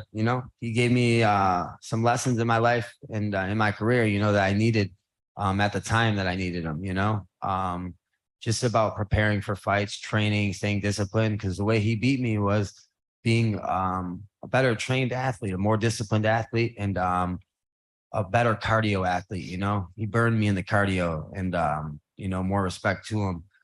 But yes, you know, over time, I feel like we will run that one back. He's on a tear right now. I think he's going to go win the Risen belt. And, you know, after he goes and does his business, I think he'll win that belt. I handle, you know, this fight and Patricio looking forward, and or Pettis, you know, I feel like that fight happens down the line. And, you know, you best assure I'm coming for that one back on my record. You know, I want that one so I could erase it. So, you know, much respect to him, but we'll run it down the line in a crazy super fight within the next year if my money was right. Hey, Patchy, K. Williams for Can Chronicles Media. You know, Stots is known to antagonize his opponents. He loves to taunt his opponents as well. How much will you use that as fuel for Saturday's match? Yeah, you know, aside from interviews and, you know, like selling the fight, you know, him talking, it doesn't really weigh too much on me when it comes to fighting. Our skill sets are our skill sets. I don't want to hurt him any more or any less because he was talking, you know. Granted, let's say maybe it'd feel a little better if I put him through the ringer as opposed to getting a quick submission on him. Like some people, I submit them and I don't even do no damage to him. You know what I mean? Maybe it'd make me feel better, but to say like, you know, I'm going out there to finish him as fast as I could. If I could go take his neck in the first 10 seconds, I'll take his neck in the first 10 seconds, you know? Him and his antagonizing ways, I think that it's just insecurities talking, and it only puts pressure on him. You know, I don't feel any pressure for him to run his mouth and, you know, kind of antagonize me or nothing. It won't change my game plan at all. I will go out there and I'll dominate him. And as I'm doing that, you know, he'll soon realize that, you know, all that shit he was talking didn't really matter. Thank you for your time. Dylan Rush. Hey, what's up, Patchy? How you doing? I see you're out there with Nate Pettit. I'm on Zoom. I see you're out there with Nate Pettit, Harry St. Ledger, Tatiana. You got Kobe the Don out there now. But you've also been doing classes with under Ali Abdelaziz, your manager, with other dominance guys, Mads and Jeremy Kennedy. How helpful are those classes towards your preparation? And is it cool to have a manager that not only helps you with the business side of things, but helps you refine your skills as well? Yeah, you know, I love Ali's classes. You know, we do them, I think, Monday, Fridays. Yeah. So we've been doing them this whole camp. He's helped me a lot specifically for this fight. And having dominance, like my manager running it, is the best because he brings in, you know, I'm in like super camps every day. Like, you know, I train with Islam Makhachev, Umar, Amir, Farah, Javid, Jeremy, Mads, myself, Kobe. We have like these super rooms that you just can't replicate this room. You know, Raufeon Stots don't have a training room like this. And if he was in my room, he'd get submitted by me 5 times, you know, or, you know, I've literally watched it. He'd get submitted by the other surrounding competitors around me, you know? So like having this room is perfect for me because when I'm in the war on Saturday night, it's going to feel like home to me. Like this guy's not going to go throw no crazy stuff at me, and if he does, it's not like I can't take it. You know, you know, I sparred Mads or I grapple Mads, you know what I mean? I go with these guys every single day. So, you know, it's important that I get this training, and I'm grateful for Ali that he allows, you know, he gives us the opportunity, more to say. And you mentioned you were 27 years old when you had your first shot at Bellator Gold. You entered this second championship opportunity at 29. That razor close loss was to Juan Archuleta, a man you've trained with recently, who says you're twice the fighter that you were back then. How much has your game evolved since that fight with the Spaniard? Yeah, my game evolved, you know, tremendously. It was like, if it's not broke, don't fix it. That's what you know, I won that fight with attitude because I was finishing everyone and I just take people down and take their back. And more times than not, I'd finish them. But sometimes I'd have these rounds where my whole career, it's like where I'm on the back the whole round and I didn't get to finish, but I'm using all this energy, you know, and then I got to start the next round. Juan made me pay for that, you know. Nowadays, I don't have to stay on the back. Like, you know, I'll transition to top mount, side control, half guard. It just lets me evolve more. It lets me show more shades of my ground game because I am so good on the ground. So, that was one thing that I took from it. And, you know, I feel like that's an important thing because, you know, just lets me show my involvement, you know. Dylan Napoleon. Patchy, a couple minutes ago, you spoke about your many different training partners. How important is it to you, but also to the sport, to get so many different looks and have so many different? It's important to have so many looks and different training partners. You know, I think a lot of these other guys, they water it down and they just kind of, they find these people that they know they can beat up and they find these classes that they're comfortable in. My shit is all hard ass training. Like I do all, you know, hard. I do a lot of grappling. I find the best grapplers from my weight to 170, you know what I mean? In the world, you know, I was rolling with Bilal Muhammad, Vicente Luque a couple weeks ago. Like I try to find the best ones in the world to grapple with, to spar with, to wrestle with. And I think it's important, you know, iron sharpens iron. And if you're going to water it down, eventually someone is just going to beat your ass. Thank you, Patchy.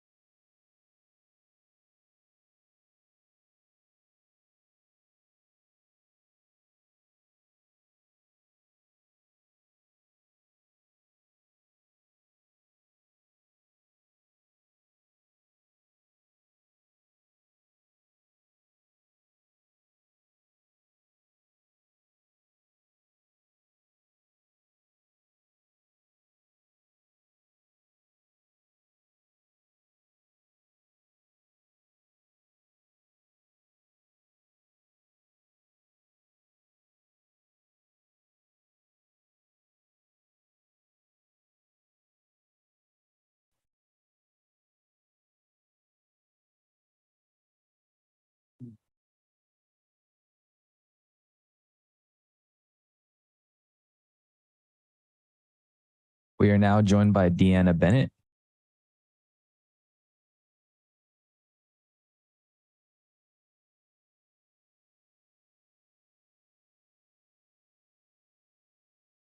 Deanna, welcome. I was like, can I hear your voice? Yeah. How are you? So I'll try not to be inappropriate with it. I'll put it down here, not put it close to the face. I'm great. I'm just happy to see you guys. So, Man, you're in a good mood. You're like cracking maybe inappropriate jokes. I don't know. This is a great way to start things off. can't bring this down here. And the tongue comes out, and then it just starts going down my throat, and then it's like, oh my God. I'm not even sure how. This is that. To a good start. What the hell just happened? I don't even think this is my fault. This stuff kind of usually is my fault. And I didn't do anything, just for the record. It's my fault. I mean, my fight name's Vitamin D for a reason. And it's not because of my cheery personality. As much as I like to tell people that's the case, it's really not. It's because I literally just 2 seconds up here and I'm like, so I deep throat the microphone now, right? It's like, hi. Oh my God. You and I are going viral somehow later today. I don't know what's going on. Hey, let's bring this back to the safe zone. This, and then everyone forgets, and then we can safe zone. Let's talk about the and I have Dad up here, and you heard all that, and that's really awkward. Let's talk about the prep work for this one. How camp was, and you're fighting somebody you obviously fought before. Yes. Looking to avenge one. Absolutely. So what goes into play in a training camp like that when you gotta get one back from somebody? You have to take each fight independently. Obviously, it's been a couple years, and I'm a different fighter. She's a different fighter. I'm at a completely different camp now out in Philly with Marquez MMA, and the adjoining teams for that. But it's like, you have to obviously go back and look at the first fight and kind of see what you did right, what she did right, what I did wrong, maybe keeping my body intact and not ripping my leg in two, what she didn't do. It just happened. The thing. I'd show you the scar, but I'm wearing pants, which was intentional because I would show you the scar if I wasn't wearing full pants right now. And we're not going to do that whole thing. We're trying to be appropriate for the rest of this. But exactly. Like, you have to, I knew I would see her again. I knew she would be champion, and so I felt like it would be for the title. So I hoped that when I had brought myself back up to the spot where I can be in title contention, I hoped that she still had the title at that point, because I knew she was already going to be the champion because she's such a great fighter.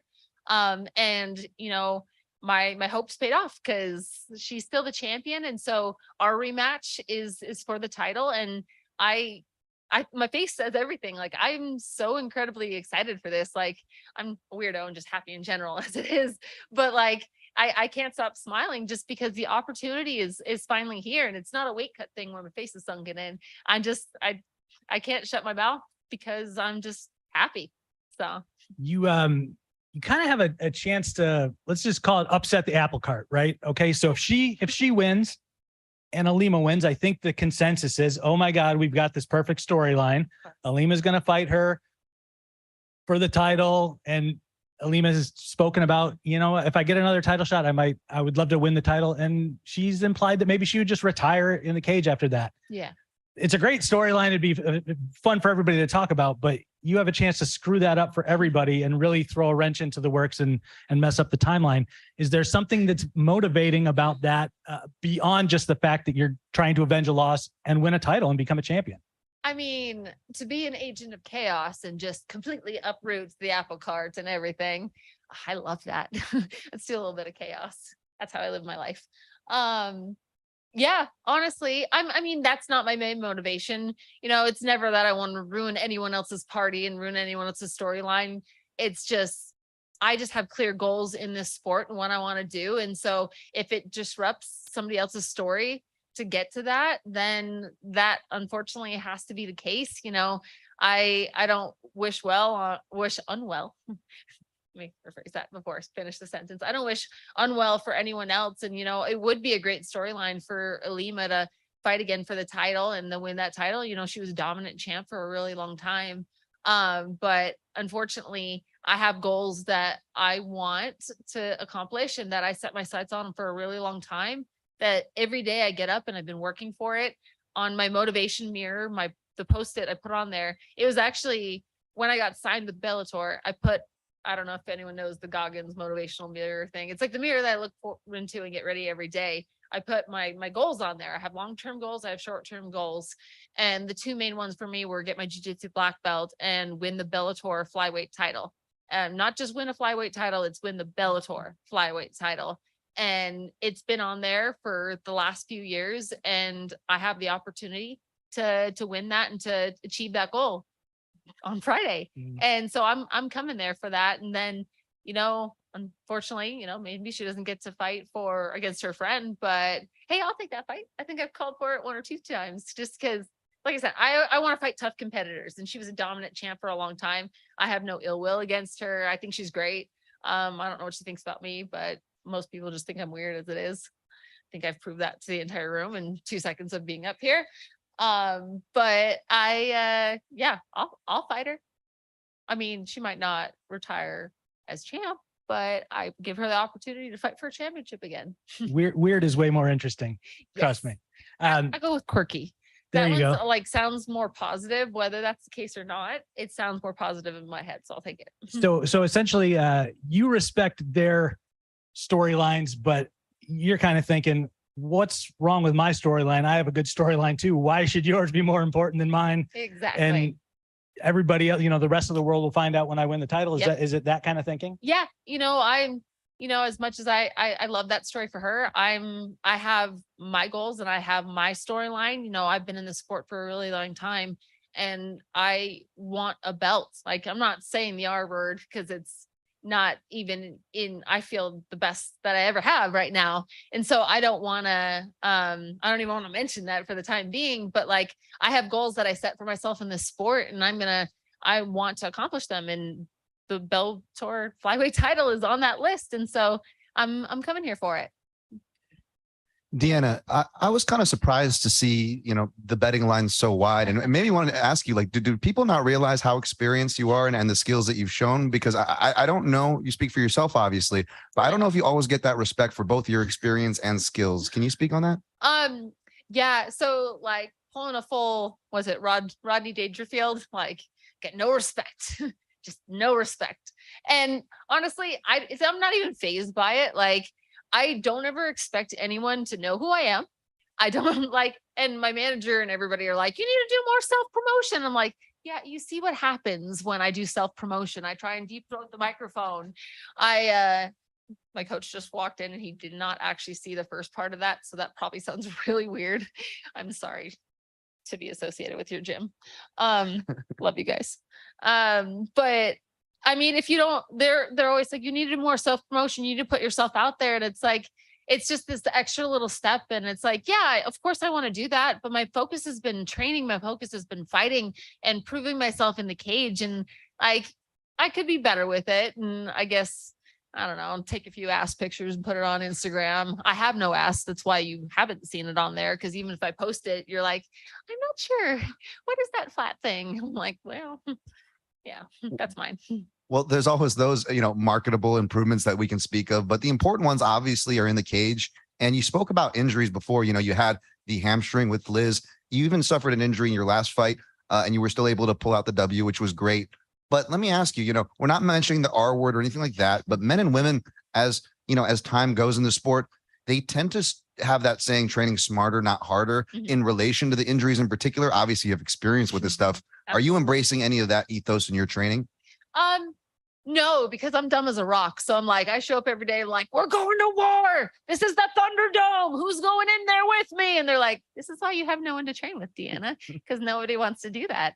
But I love pushing myself every day. You know, injuries are a part of the sport. I felt it from the very beginning, like going through the list of things. You're like, well, this doesn't have a ligament. This doesn't have a ligament. This one hurts. I've broken that a few times. And it's like, but it's all worth it to me, honestly. Like every little injury you get, like it sucks, but you find a way to keep going. And, you know, obviously you have to train smart. You don't want to go out there and just like completely demolish your body, because then you'll never make it to the cage.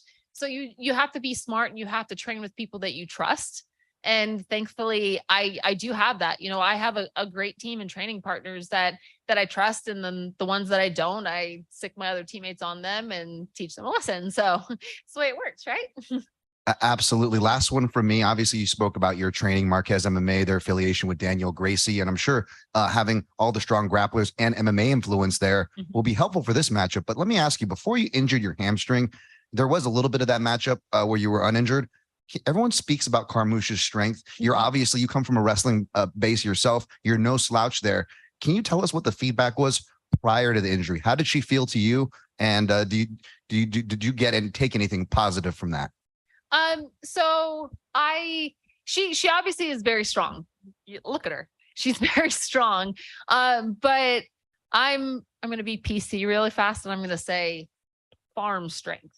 I have farm strength, not the alternative that I want to say, farm strength. I'm not getting canceled today. So I have that in me, and that's what everyone says. They're like, excuse me, like I don't understand. And one of my old teammates, he was a heavyweight, and he's like, how in the world do you as a flyweight hold me down? And I was like, farm strength. That's the one. And he's like, well, that fits. And I'm like, it does, if you're using the real terms that I want to use. But I felt like I was a good matchup with that. That fight was going well. And I wish my coach didn't tell me the scorecards afterwards. We got back from the hospital and he told me what the scorecards were. And I was like, are you kidding me right now? He's like, it's good news. And I was like, no, because I still lost and my hamstring is ripped off the bone. No, it's not good news. It doesn't matter. Like the scorecards don't matter because my hand wasn't raised. But I know what I did in that fight. And I proved a little bit of myself. And, people take it at face value because if they didn't see the fight, then they just see the results of it and it's a loss on my record. And so I'm cool if they want to think that, and if they want the betting records to be that, cool. I'll make some people some money when they bet on me. So that's the one. Hey, Deanna, Kay Williams for Kent right here. Oh, hello. Hi. Hey, how are you? I know that voice, but I was like, how are you? I don't know how I missed you in the shirt. It's fabulous, by the way. Thank you. I appreciate that. Really appreciate that. So you have another chance at a very tough Liz Carmouche. Yeah. Let's talk about both the mental elevation and the physical elevation in preparation for this match. Yes. So physical preparation is just making sure that I'm the best fighter that I can be, doing every aspect. You have to do your training in every discipline of the sport. You have to do, your strength and conditioning, your cardio, your rest. That's the one I struggle with the most because I'm always like, let's go. And they're like, you actually have to sleep and actually have to take like some light practices. And so that was the big one. And just knowing the fight so far out, trying to like pace my camp. Cause like I found out I have the fight and I'm like, this is the one I've been waiting for years. And so I'm like, let's go. And you're like, you have 3 months, calm down. And I don't do well. Never tell a female to calm down ever. You will get murdered in your sleep. So thankfully I calmed myself down on that one. But I think the biggest thing is just the mental aspect of it. I don't know if you picked up on this. I think I might be batshit crazy. But it plays in the cage because it makes me want this so much more. And I have to just kind of focus it and, stay disciplined in that aspect. And I have my friend and training partner in corner, and I throw a therapist in front of his name every once in a while. Cause I'm like, just, you're not just my coach. You're not just the person that I wrestle with and try to get the shit out of first thing in the morning. Like you're going to be my therapist too. And so thankfully he put that hat on and talked me through a few things. And so just trying to keep the right people around you is the biggest thing, the right training partners, the right coaches, the right, friends, everything, and getting rid of all the negativity. That's been the biggest part of the whole thing. And, I'm here. I have a smile on my face. I'm ready to go. I feel good. And so I'm excited. Deanna, thank you for your time. Thank you. Always a pleasure talking to you. Thank you, Deanna. Hello. Yeah. Oh, I'm good. Cool. Thank you. I'm going to put this down before I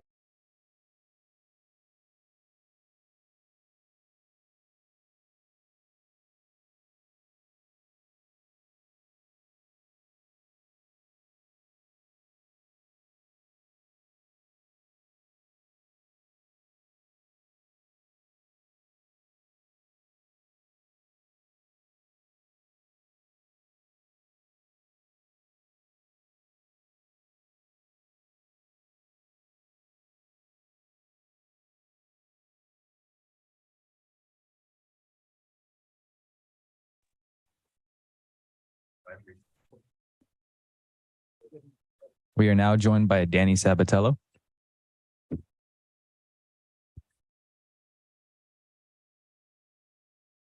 Welcome back, man. Right down here. How we doing? How are you, man? Doing good. How could you not be doing good in Hawaii? I completely agree. How have you felt these past few months? I mean, obviously, had the setback against Stots, not here fighting for $1 million like you wanted to be. So, what was the kind of the aftermath of that from Connecticut, and then how long did it take you to say, all right, now we just move forward? Yeah, I mean, it fucking sucks. It still burns, to be honest. As much as I want to say that I'm totally over it, I'm not, and I won't be over it until I get my revenge against Stots. But you know what? You got to put one foot forward in front of the other, and I have to do that right now against a guy in Marcos Breno, who's got a lot of potential, who can be very dangerous, who's a very good power puncher. He can put anybody's lights out. But you know what? I'm a guy that's always going to be motivated, you know, even though in the eyes of two people, I lost. It's not the end of the world. I wake up the next morning and I train to be the best fighter in the world, train to get that title around my waist. And now I already put my next foot forward. And the next thing to do in order to get that belt is to beat the fuck out of Marcos Breno in Hawaii. And what better place than Hawaii? You know, I think this is where Danny Sabatello really bursted to the scene, was in Hawaii. I had my first fight against Brett Johns, who is obviously coming out of the UFC being very successful. But even if after I beat him, I feel like the fans didn't really understand how good I was. They might have thought it was a fluke. It was that next fight when I faced Jornal Lugo. Thank God that James Gallagher pulled out of the tournament because he's a pussy, that I was able to obviously get the win out of Jornal and kind of cement my name into this mix. What's the difference when you have to train for somebody who you just said has a lot of potential versus somebody who had a piece of hardware around their waist and is pretty well known here in the promotion? I don't want to call it a drop off. I don't want to be disrespectful to your opponent. But there is a difference in the name value. So how do you deal with something like that as they are happening back to back like this? Yeah, everything's the same. You know, no matter who I fight, I'm going to give it my all. I'm going to give them my full focus. You know, this is a very dangerous game. This isn't pussy ass football or basketball where you make one little mistake and it's fine. You know what? They hit a home run, whatever, you come back the next pitch. This is a game where if you are out of place for just a millisecond, just an inch off, your lights get put out. Not only do you lose the fight, but you get brain damage and all that shit. So you got to take everything very serious. With this Breno fight, I take it just as serious as this Raufeon Stots fight. You know, I'm lucky enough to actually hate this guy Breno as well. So obviously the extra motivation is there. You know, I don't like this guy. I know he hasn't really been talking too much trash, unlike Stots who was, but that's only because this guy only speaks Portuguese. He doesn't really speak English. I wanted to get in his head before the fight and have some words exchanged between us. But obviously with him not speaking English, we don't really get that banter. But that's all right. I think I'll be already in his head before fight night. You know, anytime you fight Danny Sabatello, the Italian gangster, the lights are very bright and everybody understands this. It's a different fight when you fight me. You know, there's extra pressure and it's just a matter of time where you see if people rise to the occasion or they shell away. I think this is a young kid that I can take advantage of and pull a veteran move, get in his head before the fight, and then just break him and split open his fucking face in the fight. Have you bumped into Raufeon at all this week here in the hotel? And if not yet, if you do cross paths with him, which it's bound to happen, it's not that big of a place. What's the situation there? I mean, you want to avenge that loss, but who knows when it'll come. So do you spend energy on being aggravated with him, with talking trash with him, with giving him some side eye, or do you just move on past and say, all right, that's for 6 months from now or a year from now? Yeah, ideally, you don't want to give any unneeded energy to somebody that you're not fighting.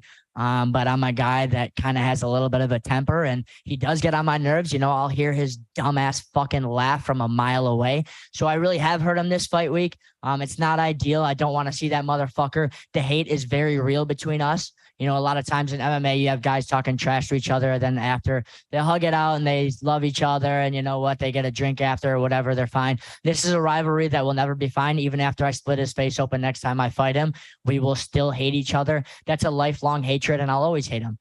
Yeah, I've run into him a couple of times, not really too close face to face, but seen him in a distance. I think he doesn't really know how to react. He's a little bit immature. He gets a little bit nervous around me. He starts swaying and moving around a lot. I see a lot of nervous energy with him just because he knows I won that fight and he knows that we will fight again. For me, it's just, I'm just a stone hard, cold killer. I couldn't give one fuck. I'll stab him in the fucking throat if he's sitting next to me right now. Doesn't matter to me. But ideally, I do have my eyes on Marcos Breno, and that's just how I have to be. Is first things first, take care of Marcos Breno, and then we'll see what happens after that. Yep. Obviously, you're focused on Marcos Breno, but just one last thing while you were talking on that past fight. Obviously, you have your opinions on it, and even though you don't agree with the judges, do you think, did you take any positives from that as far as how to make it clearer what you were seeing and they're not? Or do you just forget about that, keep doing what Danny Sabatello does? Yeah, in a high level fight like that, when everything is so close, you got to take away both the positives and negatives. I'm very honest with myself. I evaluate myself very accurately. I don't want to blow smoke up my ass, and I don't want to be too negative with myself. There was a lot of good things that I did in that fight. Still to this day, after I've watched that fight 7 or 8 times, I do have myself winning that fight. But I really didn't have too much volume. I'm a very volume strike orient based guy. I need to keep the volume up because my conditioning is probably the best in MMA. So as long as I keep guys breathing heavy, then I can break them. I felt like I didn't put too much volume with him. If I did, it would have been just an absolute no contest. It would have been very easy for the judges. Unfortunately, it was a tough fight to score. I did still have it 4 rounds to 1. But yeah, there's so many positive things. I had like 13, 11, 12 minutes of ground control time. One thing we underestimated with Raufeon Stots was how bad his fucking grappling is. We anticipated him to be very scrambly. We anticipated after I do get the takedown, because nobody can stop it, that he would be able to get back to his feet, or he would go for a lot of submissions. He really didn't. He really didn't do too much. And in that fight, I kind of got lulled to sleep and just complacent. I remember in the later rounds, maybe the 4th or 5th round, I was on top of him, and I thought, maybe don't take too many risks because I'm on top and I'm winning this fight. He's not throwing up any strikes. He's not going through any submissions. So just cruise to a victory. Why would I take any risk? But obviously, it's a learning experience. If it is a close fight, then I always do have to be going for the finish. And that's one thing I'm going to do Friday night and here in Hawaii is I will always be chasing the finish. Even if I'm very up on the scorecards, 2 rounds to none in that 3rd round, I still will be going for the finish because you have to in this game. You don't want to leave it up to 3 people. As cliche as that sounds, obviously, ideally, yeah, you want to fucking finish everyone. Thanks for letting me know not to leave it in the hands of the judges. Yeah, no fucking shit. But obviously, you got to take that to heart and really do got to try to finish it at every second of the fight. Sure, absolutely. And scoring criteria, there's a lot of conversations that it hasn't been too kind to the wrestlers. That's why I thought I'd toss that out to you with your last match being very apropos to that conversation. But let me ask you, you're telling me about the matchups. And when I hear you before, obviously the passion and personality you speak with, it brings eyes and attention. But when I'm listening to you, you sound very well studied, very honest with yourself about your opponents. You seem like a really prepared professional. Do you think that aspect of yourself gets perhaps overlooked with the other noise? Yeah, I hope not. I don't really know too much what the fans are saying. I don't really give a fuck because half the fans out there are dumb as shit. So I don't really put too much into it. I don't want to put too much stock into some 12-year-old fat kid that's never been in a fight in his life. So I don't really care what the fans say. I don't know what really they're analyzing, but I am very calculated with everything I do. I'm very calculated even with my trash talk because I do believe in mental warfare. I do believe if you have a veteran in the game that's been in here, that's had I think 3 fights now in Bellator to where this guy's only had 1 fight and he's young, maybe 25, 26 years old. I can take advantage of that with my mental warfare. So yeah, I'm very calculated with this. And at the end of the day, man, this is what I fucking love. I love doing this. I'm a very hard worker. Nobody outworks me. The reason I can talk so much shit and back this up is because I train at the best gym in the world at American Top Team twice a day, every day, no matter what. I look forward to going to the gym. I look forward to studying my opponent. I look forward to the mental warfare. And you just have to be, this is my profession. I don't have hobbies. Hobbies are for average people. I'm not fucking average. I do this game and that's all I fucking do is I study it and I live it. So with that, the only thing that will come of that is being very calculated with this stuff and being very smart with this. And that's what I am. This isn't just all for show. There is a reason why I'm saying what I'm saying. And there is a reason why I'm doing what I'm doing in these fights. Awesome. Last one for me. Obviously, you're prepared, focused, calculated. We're on the same page there. But let me just ask you without challenging that too much. You're focused on your opponent. If you get out and very healthy, you're feeling good after this fight, Bellator announced they're going back to Chicago in June. Is that something on your mind? I'm not trying to get you distracted from the goal at hand, but do you think about those things? Yeah, of course. Chicago is my hometown.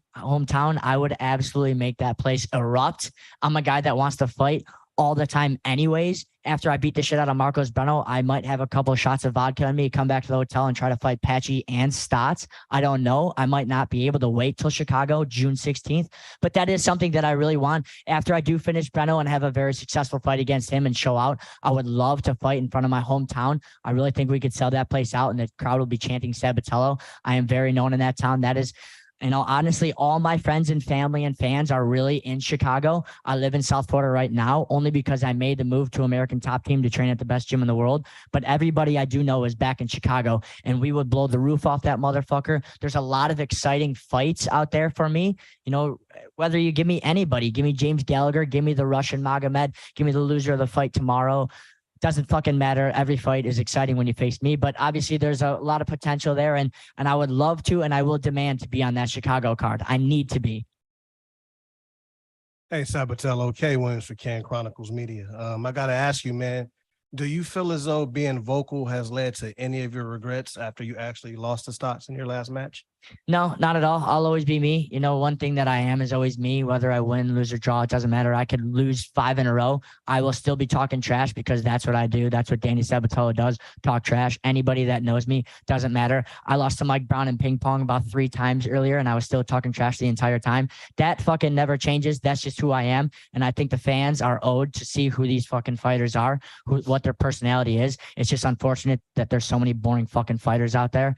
But yeah, no, nothing has really backfired. And, I'm a guy that, yeah, sure, I can talk shit. I have a lot of star power. I'm the face of this company, but nothing comes easy to me. I'm not one of these guys that, just because I have a name, I'm hand-fed cans. It's not like that. I've actually had the toughest route in this shit.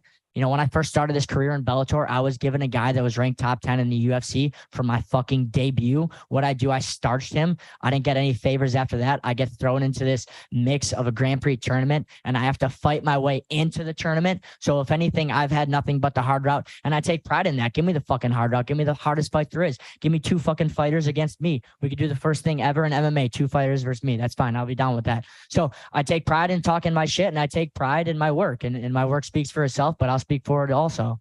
And Sabatello, do you consider this match against Breno as a bounce back fight and redemption?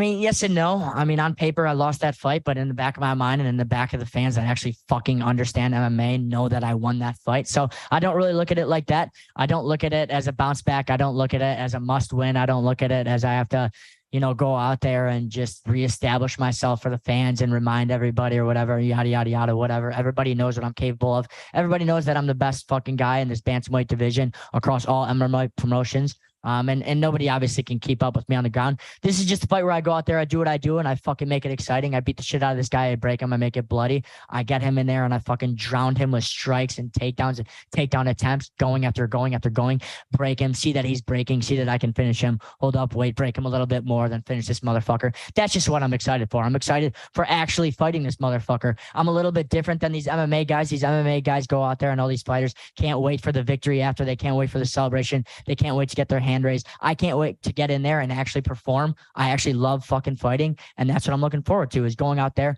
performing in front of these awesome Hawaii fans and beating the shit out of this motherfucker. And I got one last question, man.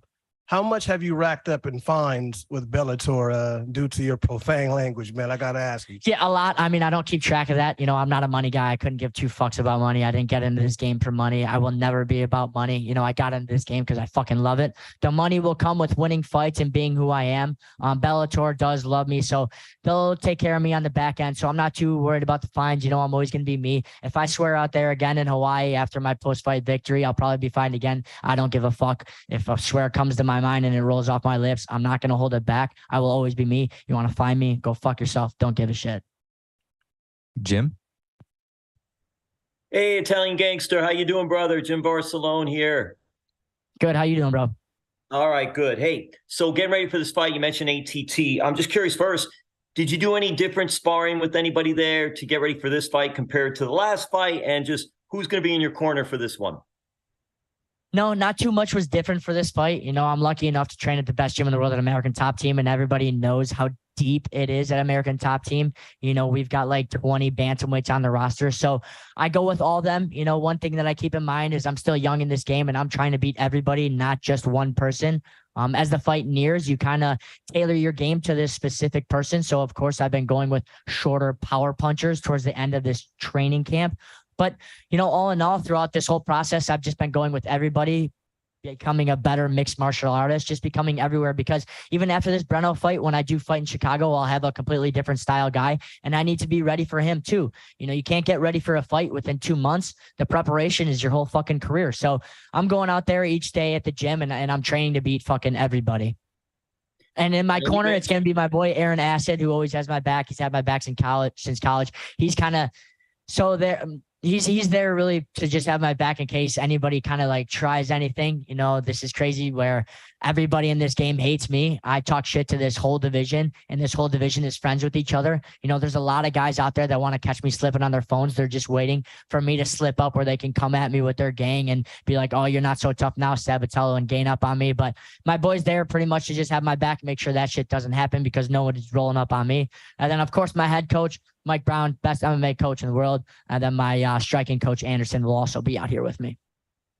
And Sabatello, you mentioned that you were right back at ATT. Anytime I go there, you're always working, you're always training hard. And I'm just curious, is that always the mindset, more win than lose or draw? But is that always the mindset for you that it doesn't matter what match, title match, non-title match, I'm going in the gym next when I'm in town again?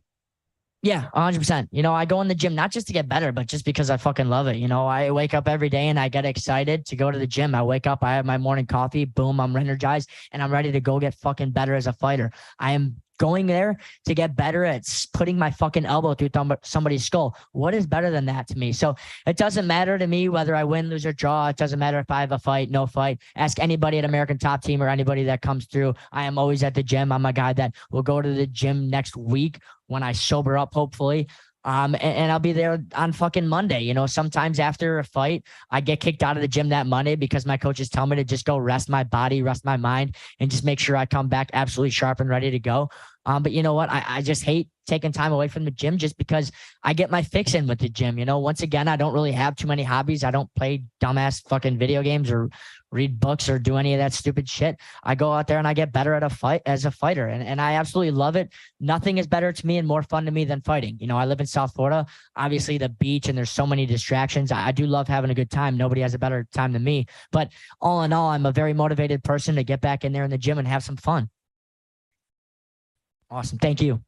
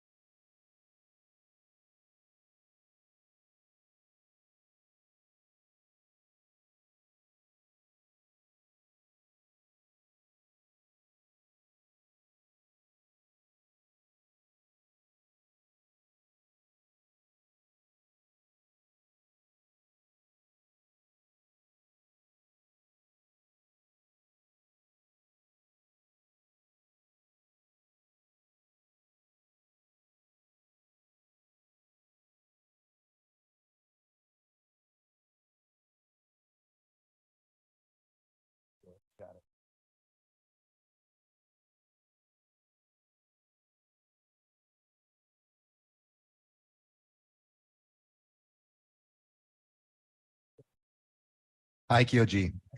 Obviously, you have a ton of experience in MMA at both bantamweight and flyweight. This fight is at flyweight, though. Curious, can you divulge if you have any preferences at this weight or up at bantamweight, or do you feel stronger in any particular areas? Honestly, I'm not changed. Yeah, just opponent side. Yeah, that's all. Yeah. Gotcha. And again, you're a very flexible fighter, you know, fighting from ring to cage. You can do it all. But when you look at your opponent, Ray Borg, who also has a lot of experience, how do you break his skill set down when you look at him? He's a good like wrestling, boxing style. So I do everything. So I will show up MMA fight, you know. So And last question for me, obviously you have a home at American Top Team that you've done a lot of training. You work with Mike Brown, many good coaches, training partners. But for this camp, was there anyone you worked with in particular or anything you worked on in particular in preparation for this fight? A lot of wrestler and a lot of boxer. Yeah. And always I train ATT family. So I'm ready to fight. Yeah. And I'll squeeze in one more. Obviously, you don't want to give away the game plan. Obviously, you want to win. But if you were to make a guess, does this fight see the scorecards this weekend, or does it finish before the final bell? まあそのゲームプランはあんまり言いたくないんだ、言えないけれども、まあ予想としては判定まで行くのか、それともフィニッシュが見えてるのか。Of course, I wanna finish him. You know, so doesn't matter submission or KO, but I will finish him. Yep. Jay. Thanks very much. Konnichiwa, Kyoji. Genki desu ka? Genki desu. You know, this is a fight between yourself and Ray that almost feels like it could launch a flyweight division. Are you hoping Bellator brings it in finally? And do you feel like maybe next fight it could even be a flyweight title? Yeah, that sounds good. Yeah, I wanna fight in Bellator flyweight. You know, so I hope they open up this division. You know. And you've been a pioneer among Japanese fighters, and especially coming over to America, training, fighting there. Is that something that you hope to see more Japanese fighters do?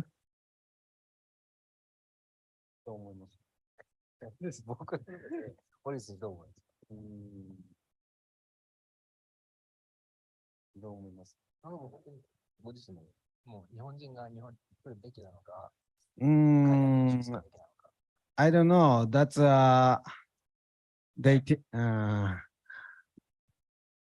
don't know others. You know, I think move to America is better. That's why I'm moving. You know, so yeah, I hope they realize come here more better. You know, yeah. All right. Best of luck in the fight. Thanks very much. Yeah. Thank you. Dylan Napoleon.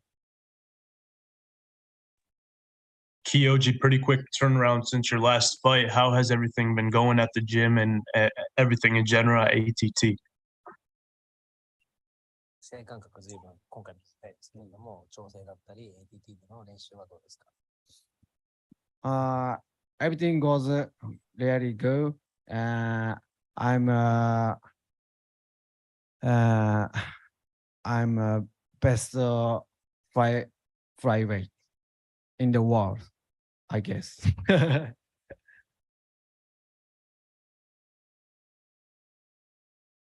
Yeah. Zach. Hi, Kyoji. I was curious, what advantages do you see in your game when you're fighting at 175 compared to 135? 135ポンドと125ポンドで戦う違いは何がありますか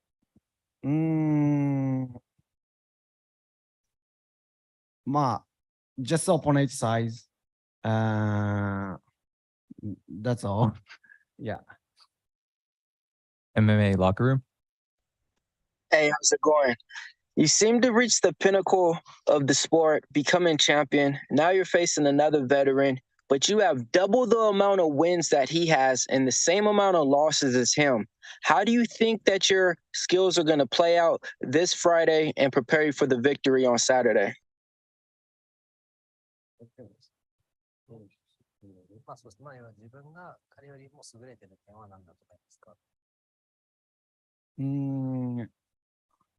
I can do real MMA. So he just boxing and wrestling side. I think it's a little bit old style. So I think everything なんていうんですか、優れてる。I am better. I'm better. Yeah. Zach? Again, I was just curious as you're fighting a very talented opponent, right, Borg? So what do you think about your style and strengths make you well suited for this fight, and what separates you from Ray Borg? レイボーグと自分は何が違うのか、まあ一緒ですね。はい、まあ He's a kind of old style.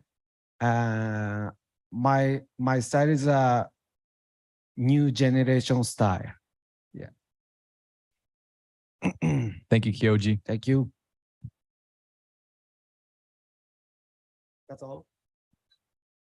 Okay. Thank you. Thank you.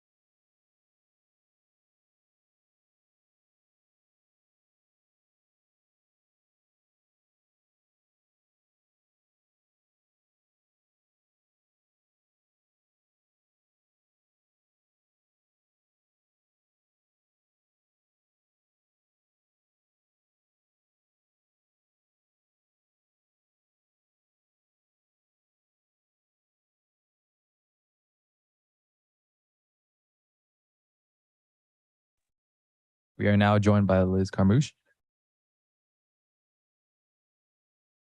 Hey, welcome to Fight Week, Liz. How are you today? Everything good? Yeah, I'm great. I'm in Hawaii. What could be better? How was take me through prep for this one? Yeah, so prep for this one, similar to my previous fight with Velasquez, my head coach moved out for Virginia Beach. And so now I'm that annoying younger sister that stalks him. You can just do this whole thing all over again. We'll see. Yeah, there we go. Hey, Liz, how are you? Good, thank you. How are you? How's Hawaii? It's Hawaii, nothing to complain about. Take me through preparation for this one. How was camp? All that stuff. So this camp was similar to my rematch with Velasquez. My head coach moved out to Virginia Beach, and so I decided to be the annoying baby sister. Instead, I was going to stalk him and follow him everywhere he goes. So now I drive cross country to do my fight camps with him, spend 2 of the 3 months of the fight camp there, and then travel wherever the fight is. And then I go visit my mom for a few days and then do another cross country trip back home. So that being said, it's a lot in the sense that taking out so many days to go do that cross country drive twice, you're guaranteed to do it. I'm away from my family, from my wife, from my son, but because of that, I'm able to focus 100% only on the fight. There's no like, okay, I have to pick myself up for school. I have to figure out how to do this. All I do is just give all my energy, all my time, all my focus to fighting. And I feel like that paid off in the Velasquez fight. And so I know it's going to pay off in this one because I can just focus on being my best version. How many days does it take to do that? I mean, or how many days does it take you to do it, or do you allow for it, I guess? I give myself about a week. So far, it's only been 4 days. I stop. I train at the hotel gyms in the morning for about an hour. And then I stop along the way and train for a few more hours. And then again in the evening. So it's kind of nomadic, right? I mean, is there something that's therapeutic about that? And I guess also, I mean, dashboard time is what I call it. Like you're stuck in the car for that long. I mean, where do you get sort of your mental therapy and find benefits from that compared to, so many times I'm assuming that you didn't do anything like that? Yeah, it's something my wife and I have talked about for years, just, guilt on both of our sides that I can't give the attention to them that I need. She doesn't want to take from my fight camp and understands when I'm there. It's just natural for her to lean on me. So, but we didn't have a place to go. I have a head coach and I've really entrusted the success of all my wins in Bellator to being with him full time. So the last thing I want to do is leave that and take away from that. But this allowed me to do that. And I think any parent can attest to drive time isn't usually fun. You're listening to kid music, or you have to censor out the music that you're listening to, or they want to listen to some kid podcast. So your radio time, your car time is no longer yours. Or it's questions like, when are we going to be there? I need to go potty. So I get 4 days of my time. It's great. Your time, your music. So what is your music when you're doing 4 days in the car? It was actually a lot of audiobooks. I'll listen to podcasts and audiobooks. I think I went through a book about every 2 days. Wow. Yeah. That's awesome. Talk about this rematch. I mean, you've got to win over her already. Where do you figure she's looking back on the first one and saying, all right, this is what my downfall was, and what do you think maybe she's going to have tried to improve on from the first one? I think her best representation of herself is when she faced me the first time. And in that fight, she wasn't able to do what she needed to. I think that she wants to come out stronger than she did and hope to pressure me and keep the foot on the gas, especially because I don't think she has a gas tank for 5 rounds. So in her mind, I'm sure if she can come out early, she can come out fast, she can come out strong, she can hopefully go for a finish. But I prepare for that. I prepare to go 10 rounds, you name it. So there's not a circumstance I see where she's able to done enough growth in our previous fight to prepare for this one. When she was in here earlier, she's a trip, right? She called herself batshit crazy. So is there something about when you're fighting somebody that's she's not a loose, I don't know, is she a loose cannon? She's fun, she has fun, she called herself weird, batshit crazy. That's probably different than some of your recent past opponents. So is there a way that you keep from having to focus on things like that and make sure that that kind of goofiness or playfulness on her part doesn't get in your head and screw up what you're trying to accomplish? Yeah, the personality of the person I'm facing really doesn't play into the factors of what I'm doing. I'm focused on what I need to implement, what I need to do, whether they're aggressive, whether they're silent, they're goofy, they're crazy. I faced it all different throughout my career. And if anything, people want to get in my face just makes it worse for them. People that cause more drama, stir things up, even if that's crazy and it's goofy, the more that they bring more attention to themselves, the more that it makes me want to pull out every trigger that I have. Let's talk about the kind of the landscape in your division. You fight Friday, your pal fights Saturday. Okay. She talked to us about it yesterday. What she wants, and I'm sure you two have talked about it. She wants you to win Friday night. She'll win Saturday night. She's going to call for the title fight. She wants to come back here and do it here. She would love to win the title and retire, right? So all these different things. How do you kind of keep focused on, man, if that happens, that's great, that's fun, but I got to do this first one first, and you got to do your first one first. Yeah, I think every person focuses on what they want as benchmark markers for their fight career. You have to make long-term goals in everything that you're trying to achieve, and then you have short-term markers between now and then. So she has hers, we both have ours, and while we're not focusing primarily and only on the end goal, we have to also focus on the ones ahead of us. So do I have goals and do I have ideas of what I thought were going to happen? Very much like what she attested to, that she thinks is going to play out. Yeah, I absolutely think that's what's going to happen. But Friday night's going to happen first before we can get to Saturday. She's got to finish Saturday goal before we can continue on. And I'll be in attendance on Saturday, so I anticipate that's what's going to happen. If everything goes as planned, as you both are planning, have you guys talked in the past, even just casually, about, all right, if this comes to fruition, like we say it's going to, we're going to cut off communication with each other for 8 weeks before the fight, or whatever the case may be, and stop being pals and being friendly with each other just until the moment that that fight's over? Or do you have any kind of game plan about how you guys will go about it? In that sense, we haven't talked it out. We've always talked about, since we've been training together, we've been in different jiu-jitsu tournaments together, different potential competitions where we saw that at some point it's going to be you and me. This is how this always goes. So we've faced that, and we're always like, yeah, if it's you and me, we're throwing down harder than anybody else. We lay it all on the line because we know what we're both capable of, and we know how we can push it and put on an entertaining fight. As far as the communications, it doesn't seem like, I can't imagine either of us doing that. We both help each other in every fight camp. The previous fight camp, she needed a vehicle for one of her training partners. I lent her my truck. My wife needed help. I was out of town. She helped deliver hay for us. So we're always there for each other. And I think that if anything, that just tests to what we can offer in this fight, because we're like, oh yeah, we just saw each other next week and we're still going to punch each other in the face. When we would train together and do Shark Tanks, we were the two that gave us the most, like, hey, I'm sorry, I know you're tired, but I got to do this too. So we knew what it meant. And I don't think that this would be different. I don't think we're going to cut off communication. I think we'll still be able to be friendly and then still be able to put it on as hard as we can together. But you're probably not going to call her 3 weeks before the fight and say, yeah, man, my practice was rough today. I kind of tweaked my knee a little bit. I mean, right? we still communicate even on that. Like, oh yeah, this is bothering me. I'm like, yeah, this too. Oh, I'm at this point in my weight cut. We still share that, knowing full well, we both see that this is the storyline that Bellator's wanted. We're not shying away from that. It's not something that we've ever shied away from ourselves. And we know that. So I don't think this is going to be any different. We're still going to be friends, and we're not going to be like, hey, by the way, I tweaked my back, and we're not going to lay it out and be like, you should definitely go for this. If you go for this submission, I'll be done in the fight. But we're not going to lie to each other and deny, like, oh man, this weight cut sucks for you too. Oh yeah. Mhm. Like, that's who we are. And that's what we communicate. And we've been doing it this past fight camp. When we arrived, we're like, oh, which weight? Like, oh man, this sucked. I've had to do this and this. We're still sharing those things, knowing that in the end, we're competitors. We're friends, but we're both have goals for this belt in the same weight class, in the same organization. So at the end of the day, we are still opponents. Beautiful. Appreciate it. Thank you. Hey, Liz, I feel like, I've been watching you fight the greats since, Strike Force, Marlus Kunin. Even before that, you were beating fighters like Valentina Shevchenko. Obviously, this isn't the time to stop and smell the flowers, but I got to imagine after a certain amount of time, do you ever stop and think about how much Liz Carmouche will actually be in the history books of WMMA across the board? Yeah, there have been different moments where my friends, their kids be like, hey, did you know that you're in the cultural section of their textbook, or you're in this and this? I was like, no, I had no idea. I'm not sitting there like, hey, yeah, make a little marker and get announced every time something like that happens. Or people come up to me, they're like, I don't know if you remember me, but you trained me when I was like 8. You're an adult. What is going on? And I'm like, yeah, I feel like you've helped me for this, this, and this.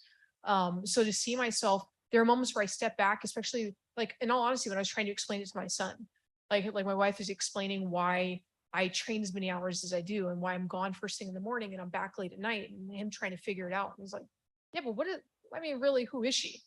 And then so we laid it out for him. He's like, well, what are you going to get a real job? I'm like, this is my real job has provided everything we have here. What do you mean my real job? Like a computer job? That's not going to happen, dude. I don't believe in those jobs. So when I sat down and I was explaining everything to him and kind of telling him the evolution of where I've come to, it had that moment where like, holy crap, I've actually done a lot in this sport and I want to keep doing more. My fight name is the Gorilla, but in some aspects, when I sit down, I look at it, it feels like it should be the history maker, because whenever somebody wants someone to step up to the plate that they know is going to show up and isn't afraid to take that moment, they always call me. I'm that person to headline in venues that have never been open before, that person to be willing to take the risk and being the first one in the UFC and being the first openly out female fighter. There's always these markers where I'm like, yeah, I don't mind taking the heat. And if that comes with sacrificing and losing opportunities, I'll do that. and I want to keep doing that. I still have dreams to keep doing that. Awesome. Well, staying big picture, mixed martial arts is still relatively new, but you could argue that maybe we have a little bit more of a sample size to work with on the men's side as far as age and mileage and when that looks to, on average drop off. But on the female side, there's still a lot of history to be written, despite, like we just said, fighters like yourself plugging away for so long. So with that in mind, not getting too focused on age or miles, because you sound sharper, you look physically just as good, and your skills are only seem to be improving for those of us following your career. So let me just ask, how are you feeling? Because it only looks like you're still getting better after all this time, but how do you feel? Yeah, I feel good. I feel like I've always been a late bloomer in my life. And I joined the military late. I graduated high school later. I got college later. Everything I've done, I came out significantly later than everybody else. I started MMA career later than everybody else. I'm just a late bloomer in all aspects of my life. And I feel like that's the same to be said of MMA. I started into this so much later than everybody else, and I needed time to catch up to that.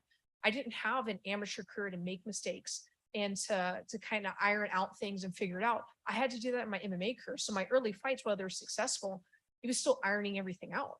And now I feel like I've gone past that point and I know who I am, and I've done it in an organization that's helped benefit me to be able to do that. And then in all honesty, I feel like something that's really helped is a coaching staff that believes in evolution and is open-minded to bringing in any knowledge and information you can, looking at it and seeing how we can utilize it. And then also honestly doing stem cells. I go to the CPI Stem Cell Institute in Tijuana, and I feel like that's rejuvenated my body in ways that I can't possibly explain. Awesome. Well, we'll hope to continue to see through. Last one for me, more relevant to this matchup, obviously.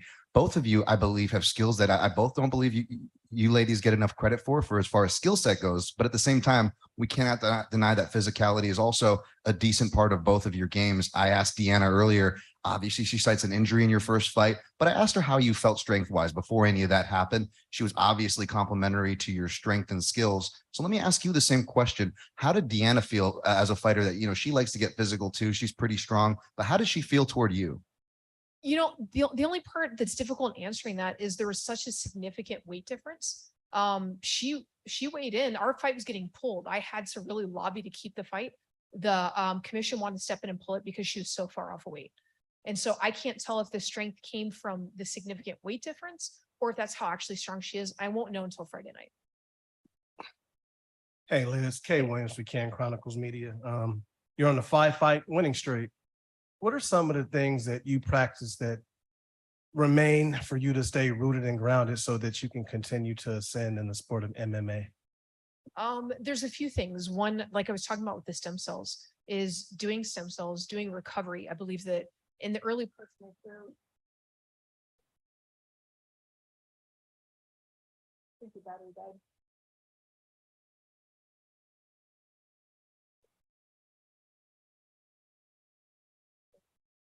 I'll start back.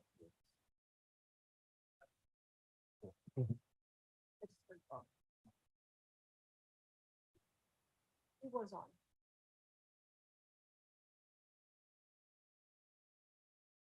It's all good. It was quick too. You noticed it without him.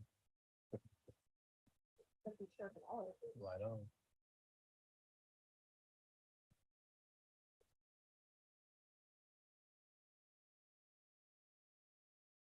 Thank you. I'll start the question back over. So a lot of the things that I attribute that to, for one, is the recovery, doing things like stem cell, doing things like making sure that I do the massage, I do mobility. These are all things that, being a young Marine, fresh out of the Marine Corps and hard-headed, that I was like, I don't need to do any of these things. And then an injury came up, and another injury, and another injury. Now, if I had just taken the time to get the proper rest, do the things that I needed to, and prioritize that this is a long-term goal, and my body has to be healthy to do that. If you keep breaking it down, it can only go for so long. And so when I started to see my body as a machine and treat it like such, I got better results, right? So I prioritize that. I've always prioritized evolution and growth, and constantly wanting to learn new things and be open-minded in the sport. And that keeps me grounded to growth. Is I look to new people, they offer new things. And if they're faster than me, I'm always gunning for whoever's the best in the room. Right. So, okay, they're better at takedowns, but they're not good at takedown defense. well, cool, then I'm going to be better takedowns to them. They're better at this. I always find that person. My goal is to be better than at them and what they're doing. And also, you defeated Deanna Bennett roughly 3 years ago due to submission. Are you prepared for any surprises this time around in match 2? Absolutely. I always prepare for the idea that even if I study an opponent and I haven't seen a lot of growth in their fights, not a lot of evolution, they'll always come out and face me and be a completely different opponent. So do I hope that all the tape that I've studied, all the things we've been implementing is the right way? Yes, of course. But I'm also prepared for the idea that she could come out differently. She could come out just running straight ahead, just try and take me down to the ground and hold me down. She could try and stand and bang in the pocket. Who knows? But I'm prepared for all of it. Thank you for your time. Thanks, Liz. Thank you.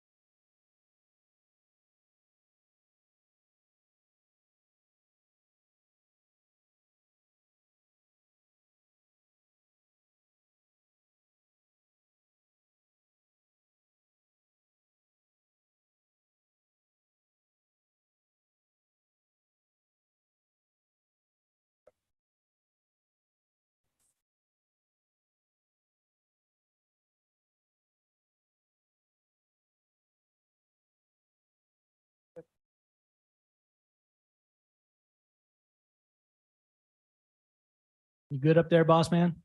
Good. Yeah. Good. Yeah. Good to see you again, man. Turn my phone on do not disturb. I just Oh, learned yeah. how to do that a couple days ago. Technology knowledge is great. Hey, talk to me about the path to get here. We talked about it a little bit yesterday, but in terms of the 3 guys you will have faced after Saturday, do you feel like you're facing the toughest guy Saturday night, or do you feel like your bigger tests were in the first 2? No, I feel like this is the biggest test. Just because of, I wouldn't have said that in the beginning of the tournament. I don't think a lot of people thought that Patchy would beat Horiguchi. But given, his last couple wins, Patchy is definitely the toughest opponent. This is definitely the 2 best bantamweights in the world. Yeah, and I stand behind that.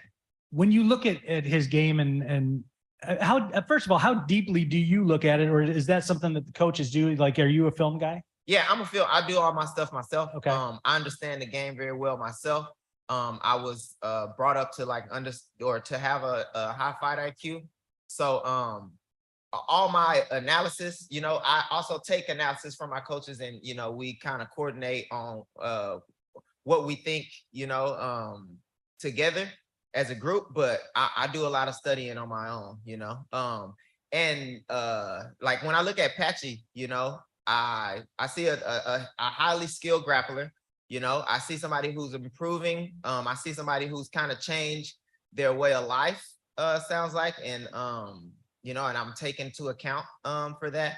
But it's also I'm hella confident in what I can do and what I'm capable of. And I have no doubt that I'll be the Grand Prix champion by the end of this. Have you talked to Sergio about the Pitbull situation? No, I didn't talk to him. I knew that they were gonna fight before it was announced. Okay. Not like we haven't talked kind of exclusively about, what's the name? I'll see him on Fortnite every now and then or whatever, but we haven't like talked, about that situation. What do you think of Pitbull moving down? I mean, is this a smart move for him? Do you think he's going to struggle making the weight? I mean, he's not a big guy. So hopefully he makes a good move to 35. You know, I think this is just super exciting for the bantamweight division. I feel like that, you know, granted I beat this or I win this fight on Saturday, I have a chance to fight somebody who's gonna be the Bellator GOAT, you know, one of the best in MMA. So this super exciting. I couldn't be happier. Like, I'm excited that he's making that step. He's also, you know, on the cusp of something great, which nobody in martial arts has done, you know, 3 weight classes champion, you know, you hear people talk about it, but nobody has done it, you know? So, and he's on the cusp of that. So that's just an amazing feat for a lifetime. You know, that's he'll be remembered forever, you know, if he accomplishes that. So for him to come down and me to have the opportunity to face somebody like that is crazy. But if you look on the other hand too, Sergio has a chance to beat somebody who's done the unthinkable, you know, and then coming back off of an injury and doing it. So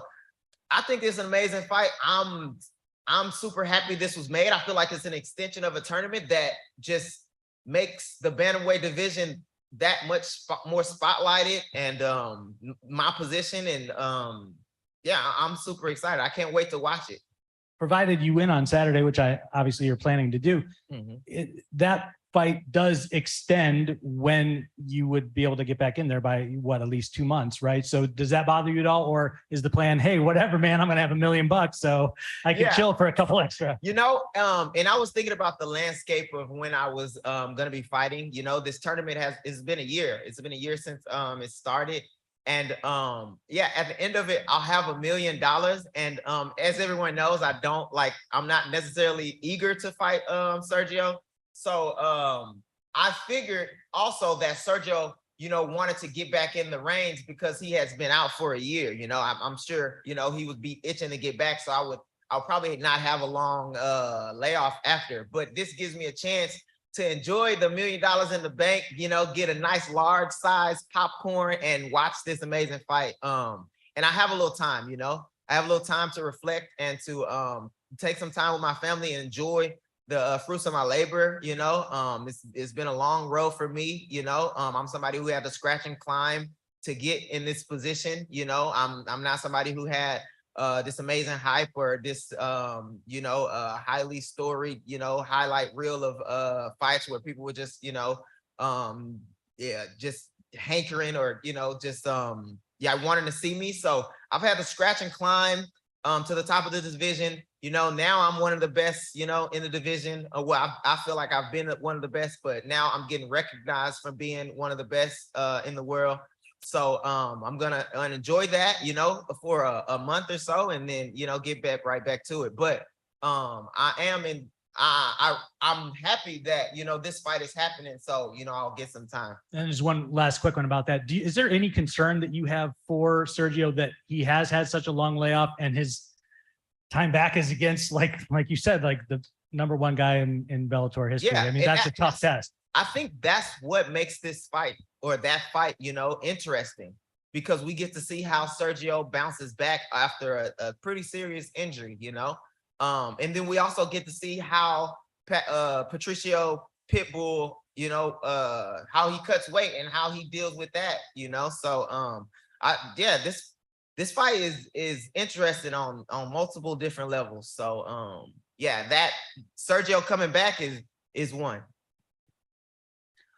Raufeon, let me just ask you something. I remember interviewing you, Bellator 236. I believe that was your first fight with the promotion. You fought Shaden on that one. Yeah. And man, even then, I don't even know if you're on the main card, but you just felt like, you know, championship level, the confidence and the way you speak.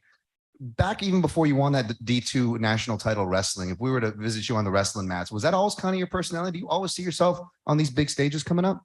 You know, I feel like I will myself to these big stages mentally, you know.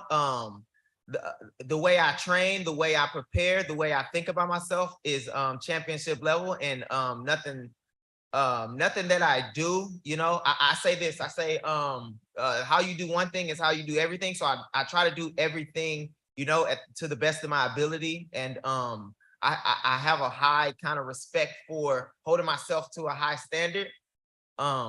So yeah, anything I do, you know, I put my best foot forward and I attack it, you know, full force, and I you know, yeah, and that's and it starts with my thinking, you know, how I think and how I go about it. And I remember saying it was on the main card of Bellator's my Bellator debut.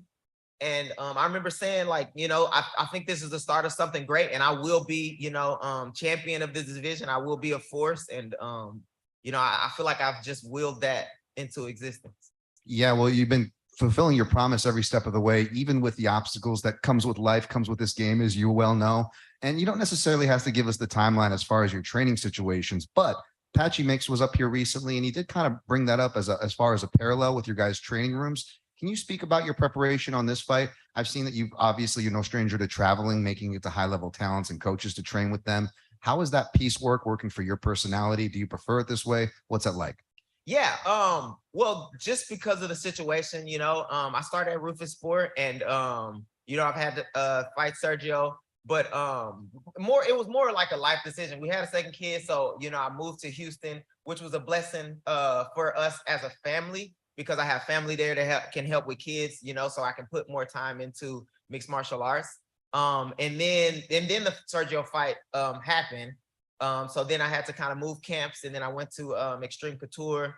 And you know, I've just kind of been rolling with the punches, because again, I'm like, I do a lot of the things that I need to do on my own, because I kind of I've watched a lot of great fighters before me, and I have a good game plan, and the coaches that I've been able to come up with, Jens Pover, Pat Miletich, Duke Rufus, Tyron Woodley, Anthony Pettis. Just I've had a lot of good knowledge, you know, and so now I can recognize, you know, high level thinking, high level coaches, and so now I ended up back home, you know, and now I'm training with Eve Edwards, who's another Bellator, or who's another MMA GOAT, you know what I mean? So yeah, I don't want to say it's like something that I do, but great people seem to gravitate me. I'm like blessed that I'm able to like work with the people that I'm able to work with, Eric Nixick as well.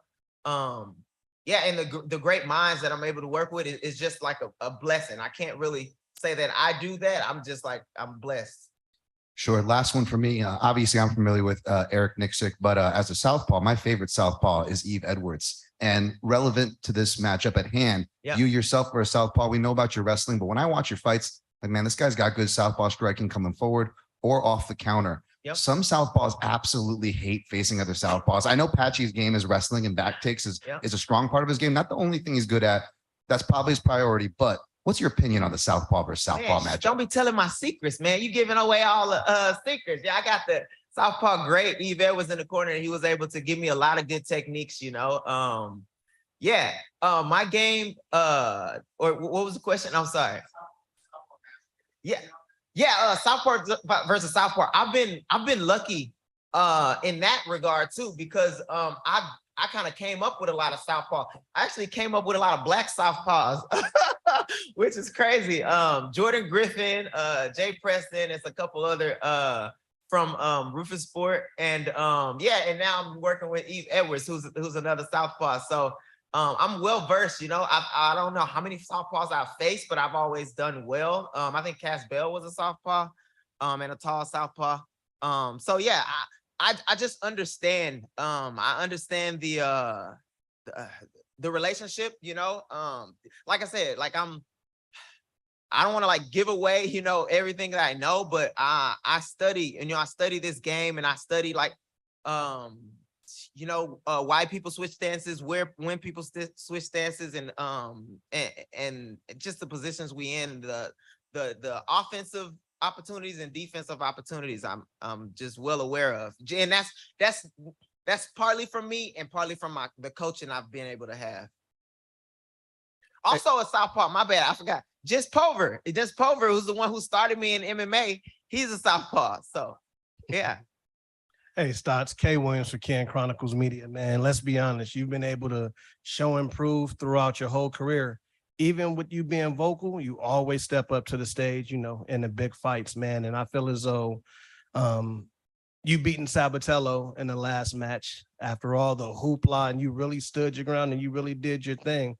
Do you feel as though there's some added pressure for you to continue to win, being that you're so vocal? You know what? And that's the part I like about it. You know, I feel like the more chips I put out, you know, the more I have to defend. And I appreciate that, you know. I want something, I want to be able to lose something, you know. I want it to be like, hey man, you was talking a lot. So now if you don't live up to what you say, you're gonna have some backlash. Like I want that possibility, you know, because on the opposite end, I'm giving that backlash. Like I seen Sabatello in the airport, and I'm giving him, you know what I'm saying? I'm able to say whatever the fuck I want to say, you know, because you can't say nothing. So yeah, I like that, you know, that's part of the game, and I'm more than happy about that. And also, how comfortable are you in the bantamweights to where you see yourself eventually becoming the spearhead of the bantamweights? I think I'm well on my way to becoming that, you know. I think I say this all the time, you know, I feel like I'm the best in the world, you know. And that's not, I feel like it takes the world some time to catch up, but I've always felt like I was the best in the world, you know, from when I started. And that's just because, you know, the way I train, you know, who I train with, how I train, how I perform, I feel like I'm the best in the world. So whether the world catches up now or it catches up later, you know, I'll be the spearhead eventually in the people's eyes or in the eyes of mainstream media. But like I've been knowing that I've been the best for a long time. Any last minute words to Patchy Mix? Just be ready, man, to fight, bro, because I'm coming out there to take your head off. You know, I'm coming out there to punch you in your mouth. You know, I talk a lot of shit, you know, but I back that goddamn shit up, and I'm waiting. Take some shit from me, bro. I'm ready for it. Thank you for your time. Thank you, Raufeon. Thanks, man.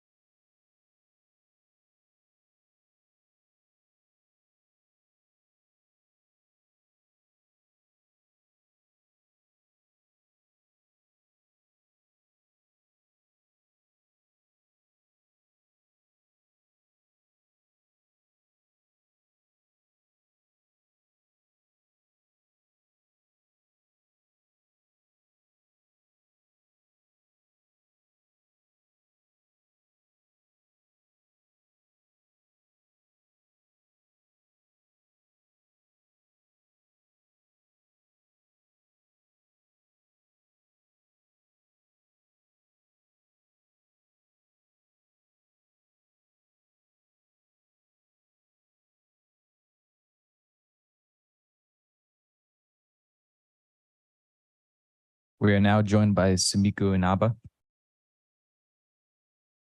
Hi, everybody. Thank you so much. Hello. We all good? Sumiko, hi. Hi. Obviously, you've been here before, both on this stage in Hawaii and with the promotion. But obviously, Vida Ortega, she's more of a known name in the division. I almost compare her to like a Diego Sanchez, if you will, as far as the WMMA fighters go, because she seems to have a pretty good gas tank. She always comes forward, win or lose. Can you break her down? And is this also the kind of fight where you just kind of mentally prepare yourself in case this goes long? Oh, 100%. I know she's going to bring the fight, especially in my home. It's going to come. Yeah, she has the experience. She's fought for the title before. She's gone multiple fights, you know, 15 minutes. She has a gas tank, like you said. But I'm ready. I prepared myself to know if she comes, we're ready for the fight. And I'll stand in the middle of that cage with her. And it's going to be exciting. Awesome. And speaking of your preparation for this bout, can you speak of who you've been training with for this fight? Maybe even any special shout outs to certain coaches or training partners that really helped you for this camp? Oh, yes, 100%. My girl, Tiani Vale, I love you. She was, you know, a huge part of this camp. Brandon Ness, he's over there, my boy. Huge. My boxing coach, Coach Wayne Camera. That's, you know, that's the show. Everybody knows my hand. So Fly Pen Boxing comes every time. And last one for me, obviously you've already dealt with the obstacle of, you know, fighting in home crowds and dealing with the family and friends aspect. but does it feel any different, this time around? And as you continue to grow in your career, is this something like you kind of prepare yourself for? How do you feel about it? Yeah, I think I gain experience every time this comes around. So I get more comfortable, or I like to think I get more comfortable, but I just take it all as positive energy. I love fighting at home. Hawaii, the support here is amazing, and we love to fight. So what better place to have such a big stage to perform on. Thank you so much. Hey, Sumiko, K. Williams for Can Chronicles Media. Now you're currently on a 5-fight winning streak after a tough match against Nadine. What improvements have been added to your fight game defensively that may lead to a victory come this weekend?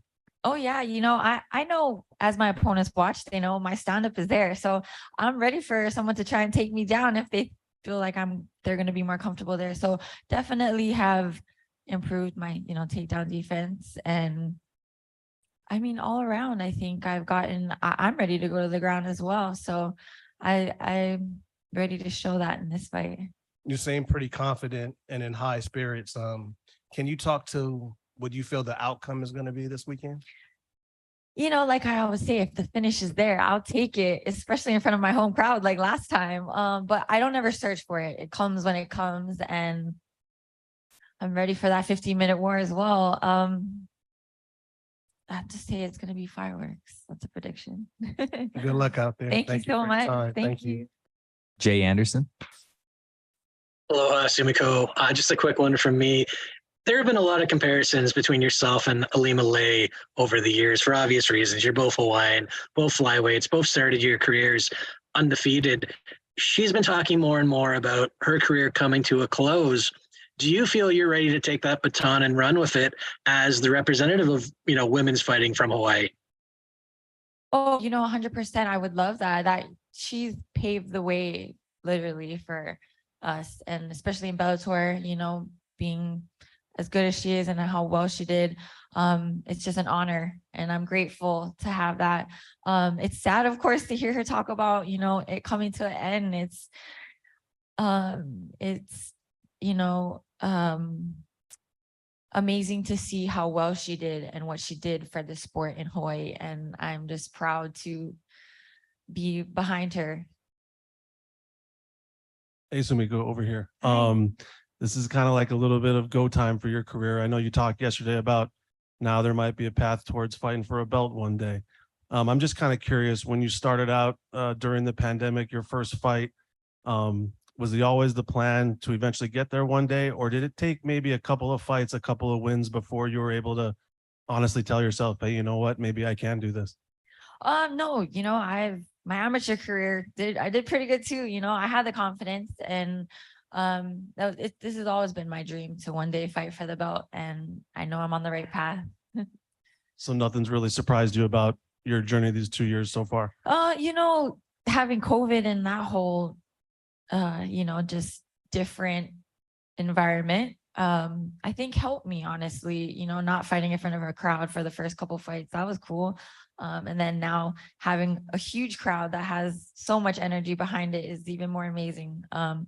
But a surprise of maybe how fast it's been going at this rate, but I can't complain. I love it. This is what I love to do. Thank you. Thank you. Patrick.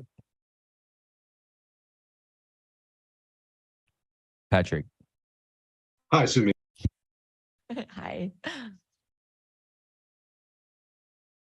So you've passed every test so far, but this is your biggest step up in competition. Have you done anything differently in terms of training for this fight? Differently, no. Why change something that's doesn't need to be changed? The formula is there. I think as I grow as an athlete and a martial artist, it'll just show in the ring. All right, thank you. Thank you so much. Ronald. This is Ronald E. Smith from Getting Real. As you know, this will be your second time performing in Hawaii, and each one can be different from the other, but all matters is all the excitement that comes with it. So how do you keep your emotions in check through the energy that will be around in the stadium when you walk out? taking a deep breath. I've learned that helps, you know. People can use energy in a positive way, negative way, you know, and I love to use it in a positive way. I take it all as just support and motivation and take a deep breath. And once that door closes in the cage, it's I know it's time. Thank you, Sumiko. Thank you so much. Thank you. Thank you guys so much.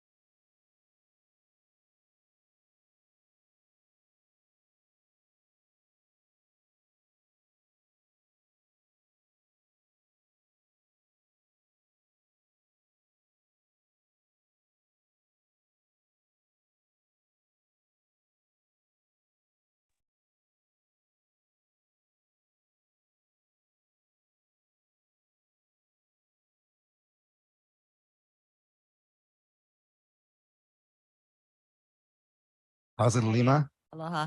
Thank you. Basically, you know, I think people think of, you know, fighters like BJ Penn or something when they talk about Hawaiian fighting pioneers.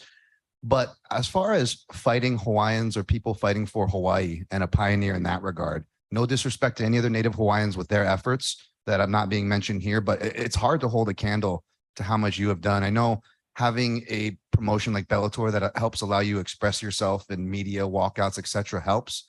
But can you speak on where you hold, you know, being a fighter for Hawaii as opposed to being a champion? Both are great, but how do they rank in your heart? I'm so happy that you mentioned Bellator, really giving me this platform and being supportive. I'm not sure how it is with other organizations, but I do feel like you don't have that autonomy or support that Bellator provides me. You know, almost to the point where during the Mauna Kea protest, I told Bellator, I was like, hey, I'm going up to Mauna Kea. I don't know if, you know, anything crazy is going to happen. Like, this is when they were arresting the kupuna. And Bellator, they're like, okay, well, if you get arrested, we'll help bail you out. I'm like, okay, cool, I'm on my way. So just having that support from them has definitely, I think, kind of definitely catapulted me into that realm. And yeah, I'm very grateful to have this platform to continue to fight for issues that I hold dear to my heart. And again, I don't know how it is fighting for other organizations, but I do feel that maybe other fighters, if they had the autonomy, then maybe they would also. And curious, obviously, I can only express so much as media, but whether it's media, fighters, people in the space, or just your, you know, Native Hawaiians, do you get a lot of positive and people expressing the positivity, the emotion that it means to have somebody representing causes that maybe aren't widely known, but are very important to us? Yes. And, you know, when you're in the public spotlight, you are under so much scrutiny. It doesn't matter what you do. You're always going to have haters. You're always going to have trolls and people who don't believe you, or just people that have something negative to say. But for every negative remark or anything that I've heard or felt, I get tenfold in love and support, you know, and that's why I always say Hawaii, we hands down, I can say this so confidently, Hawaii has the best support system. And I've had nothing but positive, overwhelming messages, you know, especially when I shared my story of what happened when I was younger. And so, yeah, the support has been overwhelming, and I credit Hawaii for that, for just being the best support system there is.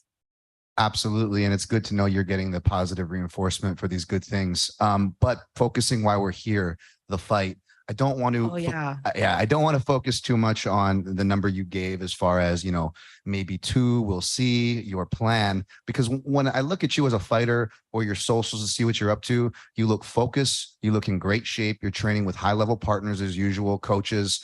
You seem very passionate. So sometimes when you hear fighters mention their plans, they can be accused of having one foot out the door, but by your actions, it doesn't seem that way. Do you have everything compartmentalized? Do you feel in your head going into this? I don't know. I think, yeah, like you said, 1 foot in, 1 foot out. Every fight, and honestly, throughout my whole career, that's kind of how I felt like I was going into every fight. I was like, oh, I don't know if I want to do this anymore. That was literally every fight. Like even when I was going for the belt, even when I got the belt, at the peak of my career, I'm like, yeah, I don't think I want to do this. And so I think I've always kind of had that mindset throughout the entirety of my career. But I am in a phase, I am in a different chapter of my life now, and including my personal life, where it is coming to a close. And so I just want to finish strong and leave a legacy behind me that it wasn't a fluke, that I made it to the top, that I belong at the top, and I did the work. I put in my time to the sport and to the MMA community, and I'm respected as a fighter for my skills and what I do in the cage as well as outside of the cage. So that's the goal, is to finish my career strong. I don't want to finish on a loss, and unless it's like for the belt, and it's a good fight. But I definitely want to end on a good note. Even if it's a loss, I want it to be a badass fight. Hey, Kay Williams for Can Chronicles Media. Your last 4 fights have been won by decision. How gratifying this Saturday would a fight, with a result against Watanabe be if it was a KO or a submission? Yep. I've been trying to channel that younger Ilima that was going for the finishes, going for the submission wins. And yeah, I am kind of disappointed, honestly, that all of my last wins have been by way of decision, because I do pride myself in having the most finishes out of any of the women in the division. And I do pride myself in being a product of 10th Planet Jiu-Jitsu, 10th Planet San Diego, where we're always on the hunt for the finish. So I would love to get back a definitive finish in this fight against somebody like Watanabe. We're both 2 of the top best grapplers in the division. Haven't really seen too much of her defensive jiu-jitsu. Our ground games are very different. Even though we're like the top grapplers, it's very, very different. So, but like you said, a knockout would be amazing. I feel like I've never really got a real knockout, except like the beginning of my career against the soccer mom, but I don't really count that. Like I want a legit knockout, So yeah, that would be super cool, especially in Hawaii. Everybody loves when we stand and bang. So that would be amazing. Absolutely. And what does the term legacy mean to you, both professionally and personally? So somebody asked me that this morning and I started crying, but my legacy, I remember being asked this when I first won the belt. And I said that my legacy, I just wanted to make my parents proud. No matter what happens in my career or in my life, I just want to make my parents proud of me because I think they're the best human beings in the world. So if my legacy, that remains the same. I just want to make my parents proud.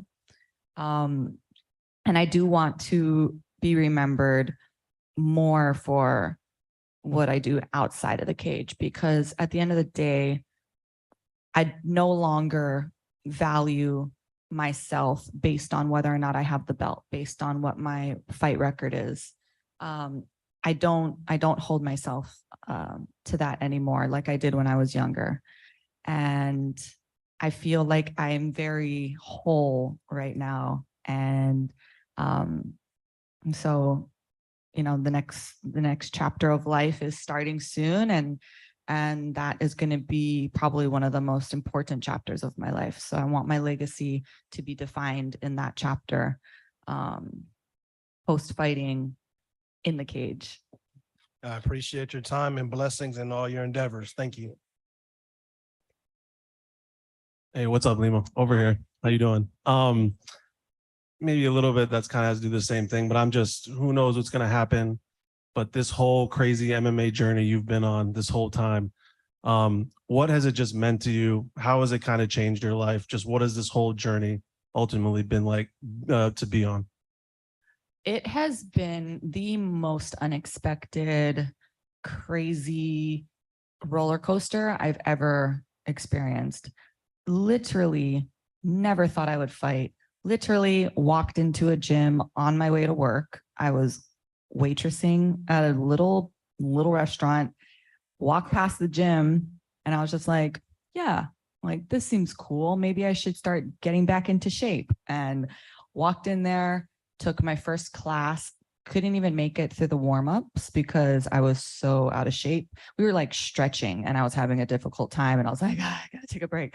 So yeah, I just never in a million years thought that it would ever take me where it has. And I think that's what kind of like sets me apart from a lot of other fighters, is that like this was a total accident. Like so I think it makes it almost easier to step away and to pursue really what I wanted to do before fighting kind of fell into my lap. So yeah, I think that this has been the most amazing journey ever. And I feel like I'm talking already, like I'm retiring this Saturday, which I'm not, guys. I'm not retiring this Saturday. But yeah, the most amazing, wonderful experience I've ever had.